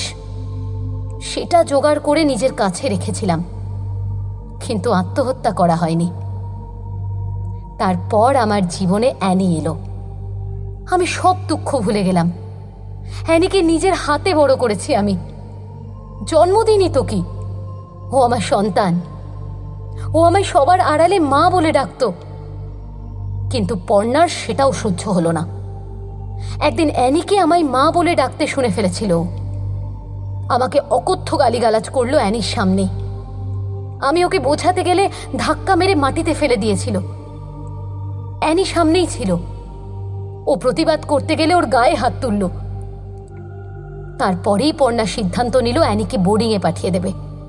আমি ওর হাতে পায়ে ধরেছিলাম, ও কথা শোনেনি। জীবনে কিছুই পাইনি আমি। অ্যানিকে হারাতে আমি চাইনি। রোখ চেপে গেছিল। প্রথমে চেষ্টা করলাম পর্ণাকে ভয় দেখিয়ে নিরস্ত করতে। ডিটেকটিভ লাগালাম ওর পেছনে। ও যখন পার্টি অফিস থেকে ফিরছিল তখন ওকে একটা কফি শপে ডাকলাম। ওর লাম্পট্যের প্রমাণ দেখালাম, কিন্তু তাতে কাজ হলো না। উল্টো ও আমাকে খুন করার হুমকি দিল। এরপর আমার আর কি করার ছিল বলুন? পর্ণা ফেরার আগেই ওদের বাড়িতে গিয়ে পর্ণার মদের বোতলে বিষ মিশিয়ে এসেছিলাম। পরে অমিতাভদের কাছে সব কথা স্বীকার করেছিলাম আমি। আমাকে বাঁচাতে মিথ্যে কথা বলেছিলেন উনি। বাস্তবেই অমিতাভদার মতন মানুষ হয় না। পর্ণার আচরণ তিনি সহ্য করে গিয়েছেন শুধু অ্যানির মুখ চেয়ে। মেয়ের সামনে মাকে ছোট হতে দিতে চাননি বলে জেনে শুনে বিষপান করেছেন তিনি দিনের পর দিন। আমি যাই, অ্যানি বড্ড একা হয়ে যাবে। এটা ভেবেই কষ্ট হচ্ছে। ওকে বলবেন আমি ওকে খুব ভালোবাসি, আর এই রকমই ভালোবাসবো। রত্না ঘোষাল। পর্ণা সান্যালের মৃত্যু রহস্যের সমাধান হওয়ার পর 3 সপ্তাহ কেটে গেছিল। সেদিনের মিডিয়া কনফারেন্স পিছিয়ে গেলেও পরে কমিশনার আলাদা প্রেস মিট করেছেন। সেখানে তিনি নিজে অনলকে সবার সামনে ধন্যবাদ জানিয়েছেন এই তদন্তের জন্য। ডিপার্টমেন্টের ভিতরে অনলের সম্মান অনেকটাই বেড়েছে এই কেসের পর। পদোন্নতি হওয়ার কথাও হাওয়ায় ভাসছে। রোববারের সকালে ব্রেকফাস্ট সেরে টিভিতে খবর চালিয়ে বসেছিল অনল। কলিং বেল বাজতে উঠে গিয়ে দরজা খুলল। রাজীব ঢুকে বলল, ব্যস্ত? আরে না না, বল। কেন রে? আমার সঙ্গে একটু বেরোতে পারবি? কোথায়? অবাক হলো অনল। রাজীব যে ছুটির দিনে নিজের মতো করে সময় কাটায় সেটাও ভালোই জানে। তাহলে ওকে নিয়ে এই রোববারের সকালে টানা হ্যাঁচড়া কেন? আরে চল তো। রাজীব ওর বাইক নিয়ে এসেছিল। মিনিট 5 মধ্যেই তৈরি হয়ে অনল ওর বাইকের পেছনে উঠে বসল।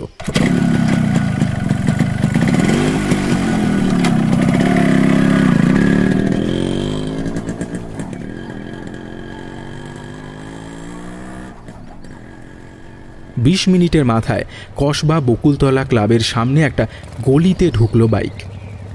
বাঁ দিকে বাঁক নিয়ে একটা দোতলা বাড়ির সামনে বাইক থামালো রাজীব। গ্রিলের গেট খুলে কলিং বেল বাজালো। এক প্রৌঢ় ভদ্রলোক বেরিয়ে এসে বললেন, আপনি ফোন করেছিলেন? হ্যাঁ। আপনি শ্রীধর সরকার তো? রাজীব জিজ্ঞেস করল। হ্যাঁ আমি। ভেতরে আসুন। অনল অবাক হয়ে রাজীবের মুখের দিকে তাকালো। ব্যাপারটা সে বুঝতে পারছিল না। রাজীব নির্বিকার মুখে বলল, আয়। ভিতরে ঢুকে বেতের চেয়ারে বসলেন শ্রীধর। মুখোমুখি সোফায় বসল অনল আর রাজীব। বলুন কি ব্যাপার? শ্রীধর বললেন, আপনারা কি চাটা খাবেন? তাহলে বৌমাকে বলবো। না না। রাজীব আপত্তি জানালো। ওসব নয়, আপনার বেশি সময় নেব না, সোজা কাজের কথায় আসি। আপনি সিটি এঞ্জেল হাই স্কুলের কেমিস্ট্রির টিচার তো? ওকে, হ্যাঁ। আপনাদের স্কুল থেকে লোকাল থানায় একটা ডায়েরি করা হয়েছে।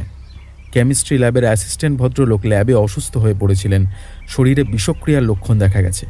খবর নিয়ে জানলাম তিনি এখন সুস্থ। ব্যাপারটা কি বলবেন? রাজীব বলল। অনল অবাক হয়ে রাজীবের দিকে তাকালো। এসবের কিছুই সে জানে না। তা প্রায় মাসখানেক আগেকার কথা হবে, বুঝলেন তো। আমাদের স্কুলটা বেশ বড়, কলকাতার নাম করা স্কুলগুলোর মধ্যে একটা কি না, তাই ছাত্রছাত্রীর সংখ্যাও প্রচুর। তাই প্রয়োজনের চেয়ে বেশি জিনিসই থাকে আমাদের ল্যাবে। কেমিক্যালের আলমারিগুলো তালাবন্ধই থাকে বেশিরভাগ সময়। অনেক রকম বিষাক্ত কেমিক্যাল থাকে তো। সেদিন প্রদীপ, মানে আমাদের ল্যাব অ্যাসিস্ট্যান্ট, স্কুল ছুটির সময় এসে দেখছিল অক্সাইডের আলমারির তালাটা খোলা, আর তাকের ওপর কিছু সাদা সাদা গুঁড়ো পড়েছিল। ও আবার সেগুলোকে হাত দিয়ে ঝেড়ে তালা বন্ধ করে দেয়। সেগুলোরই কিছু ওর মুখে চলে গেছিল। আচ্ছা স্যার, ওই আলমারিতে কি আর্সেনিক ট্রাইঅক্সাইড ছিল? উত্তেজিত হয়ে অনল জিজ্ঞেস করল। হ্যাঁ ছিল তো, বললেন শ্রীধর। আর কিছু জানার ছিল না। বেরিয়ে এলো দুজনে। গলির মুখে একটা ক্যাফেতে ঢুকলো তারা। 2 কফি অর্ডার দিয়ে সিগারেট ধরালো রাজীব। একটা সিগারেট এগিয়ে দিল অনলের দিকে। অনল এতক্ষণ গুম হয়েছিল। এবার সিগারেট ধরিয়ে গম্ভীর মুখে বলল, তুই আগে বুঝেছিলি যে আমি ভুল করছি? না রে, তবে মনে একটা খটকা লেগেছিল। কোথাও যেন হিসেব মিলছিল না। ডিপার্টমেন্ট থেকে তো সাংবাদিক সম্মেলন করে কেসটা ক্লোজ করে দেওয়া হলো, কিন্তু মাথা থেকে চিন্তাটা যাচ্ছিল না আমার। কোথায় যে গরমিল সেটাও খুঁজে পাচ্ছিলাম না। ওয়েটের 2 কাপ ক্যাপেচিনো এনে টেবিলের ওপর রেখে গেল। কাপে চুমুক দিয়ে অনল বলল, তাহলে মাথা থেকে খচখচানিটা যাচ্ছিল না। তুই যত স্টেটমেন্ট রেকর্ড করেছিলি না সব কটা পড়লাম, তাতেই সময়ের গড়মিলটা ধরা পড়ল। সময়ের গড়মিল? অনল চমকে উঠল। রাজীব মোবাইল বের করে একটা ফটো সামনে ধরল। হ্যাঁ, তুই যখন প্রথম রত্নাদেবীর সঙ্গে কথা বলেছিলি তখনকার বয়ানটা দেখ। উনি বলেছিলেন যে সেদিন ওর মাকে নিয়ে ডাক্তারের কাছে যাওয়ার ছিল। তাহলে পর্ণা দেবীর সঙ্গে কফি শপে কথা হলো কখন? তাছাড়া পর্ণার যা মুভমেন্ট পেয়েছি তাতে এতটা সময় কথা হওয়ার মতো সুযোগ ছিল না, মানে সেই সন্ধে আর রাতে। আর রত্না ওই রাতে ওই বাড়িতে গিয়ে আবার বেরিয়ে এসেছিলেন এমন কথা কারুর মুখ থেকে বেরোয়নি, অথচ এটা গোপন করার মতো কিছুই ছিল না। তাহলে রত্না ঘোষাল পর্ণার সঙ্গে কখন দেখা করলেন? শ্যান্নাল বাড়িতেই বা তিনি কখন গেলেন? মদে বিষই বা কখন মেশালেন? ঠিক, কেসটা সলভ করবার উত্তেজনায় এটা তো ভাবিনি। অর্থাৎ রত্না মিথ্যে কথা বলছেন। তখনই ভাবলাম এমন কে আছে যাকে বাঁচানোর জন্য রত্না দেবী আর অমিতাভবাবু দুজনেই নিজের কাঁধে খুনের দায় নেবেন। একটাই উত্তর পেলাম, অ্যানি। দীর্ঘশ্বাস ফেলল অনল। অ্যানি। ধীরে ধীরে মাথা নাড়ালো রাজীব। ছোট থেকেই সে মাকে ঘৃণা করেছে। রত্না ওকে মায়ের স্নেহ আর ভালোবাসা দিয়ে বড় করেছেন। রত্নাকেই ও গোপনে মা বলে ডাকে। একদিন সে হঠাৎ জানতে পারল যে রত্নার কাছ থেকে তাকে সরিয়ে দিয়ে বোর্ডিংয়ে পাঠানো হচ্ছে। রত্নাকে মা ডাকা নিয়ে অশান্তি অ্যানির সামনেই হয়েছিল। অ্যানির গায়ে হাতও তুলেছিল পর্ণা। এতে অ্যানির মনের অবস্থাটা কি হয়েছিল সেটা বুঝতে পারছিস? কিছুটা হলেও পারছি। অনল নিচু গলায় বলল, পৃথিবীতে যাকে সবচেয়ে আপন বলে মনে করে সেই মানুষটিকে তারই জন্য অপমান সইতে হচ্ছে। এ জিনিস সহ্য করা অসম্ভব। সেই অপমানটাও কে করেছে? যে মানুষটাকে সে সব থেকে বেশি ঘৃণা করে। অ্যানি রত্নার অপমান সইতে পারেনি। স্কুলের ল্যাব থেকে আর্সেনিক ট্রাইঅক্সাইড সেই চুরি করে, তারপর পর্ণার মদের বোতলে মিশিয়ে রেখে রাজস্থানে চলে যায় সে। কিন্তু তাহলে মদের গ্লাস আর বোতলগুলোকে সরালো অমিতাভবাবু। পরদিন সকালে মৃতদেহ দেখেই তিনি রত্নাকে প্রথমে ফোন করেন, কল রেকর্ডও তাই বলছে। তারপর মেয়েকে ফোন করেন। এরপরেই অ্যানির মোবাইল নাম্বার থেকে রত্নার কাছে কল যায়। তারপর রত্নার নম্বর থেকে কল যায় আবার অমিতাভের নম্বরে।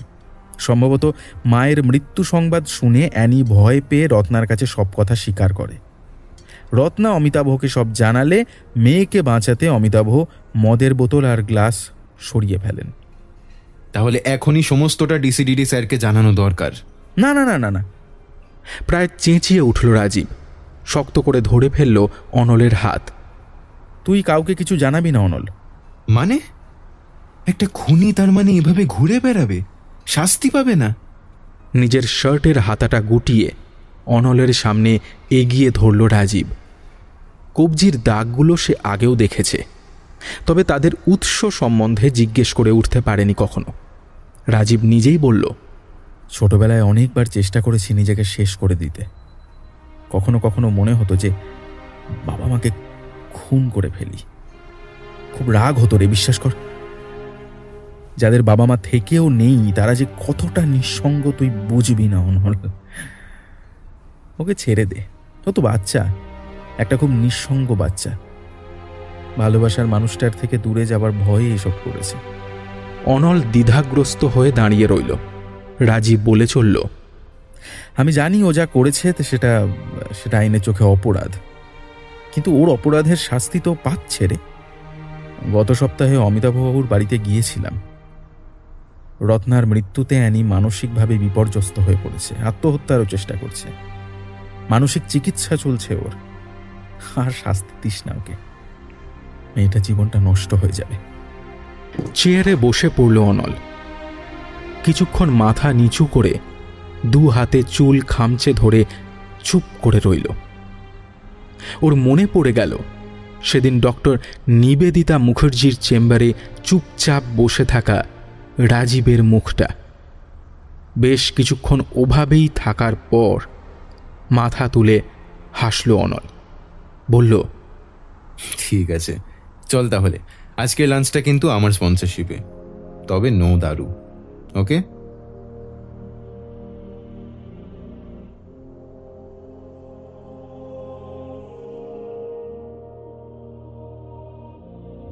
সমাপ্ত হলো নেমেসিস। রচনা সৌমজা দাস। গল্প পাঠে ছিল রণদীপ। অনল, কনস্টেবল ও শ্রীধর বাবুর চরিত্রে ছিলাম আমি অনুভব। রাজীব, পর্ণার ভাই ও সন্দীপের চরিত্রে ছিল রণদীপ। অমিতাভর চরিত্রে ছিল রক্তিম। রত্নার ভূমিকায় ছিল তৃষা সেন। ডিসিডিডি ও মনোরঞ্জনের চরিত্রে ছিল কুন্তল। রিসেপশনিস্টের চরিত্রে ছিল তৃষা দত্ত। ডক্টর মুখার্জির চরিত্রে ছিল পূজা। মনীষের চরিত্রে ছিল অর্ণব। শ্যাম, বিকাশ ও রঞ্জনের চরিত্রে ছিল কৌশিক। সংযুক্তার চরিত্রে ছিল বর্ণিশা। অনুত্তমার চরিত্রে ছিল পিয়ালি। অ্যানির চরিত্রে ছিল স্মিতা এবং অন্যান্য চরিত্রে ছিল ম্যাক্স। শব্দগ্রহণ ও আবহ সৃষ্টিতে ছিল ফিনিক্স ওরফে শুভজিৎ। বিশেষ সহযোগিতায় ছিল লিও। স্ক্রিপ্টিংয়ে সাহায্য করেছে মৌমিতা। নির্দেশনায় ছিলাম আমি এবং স্মিতা।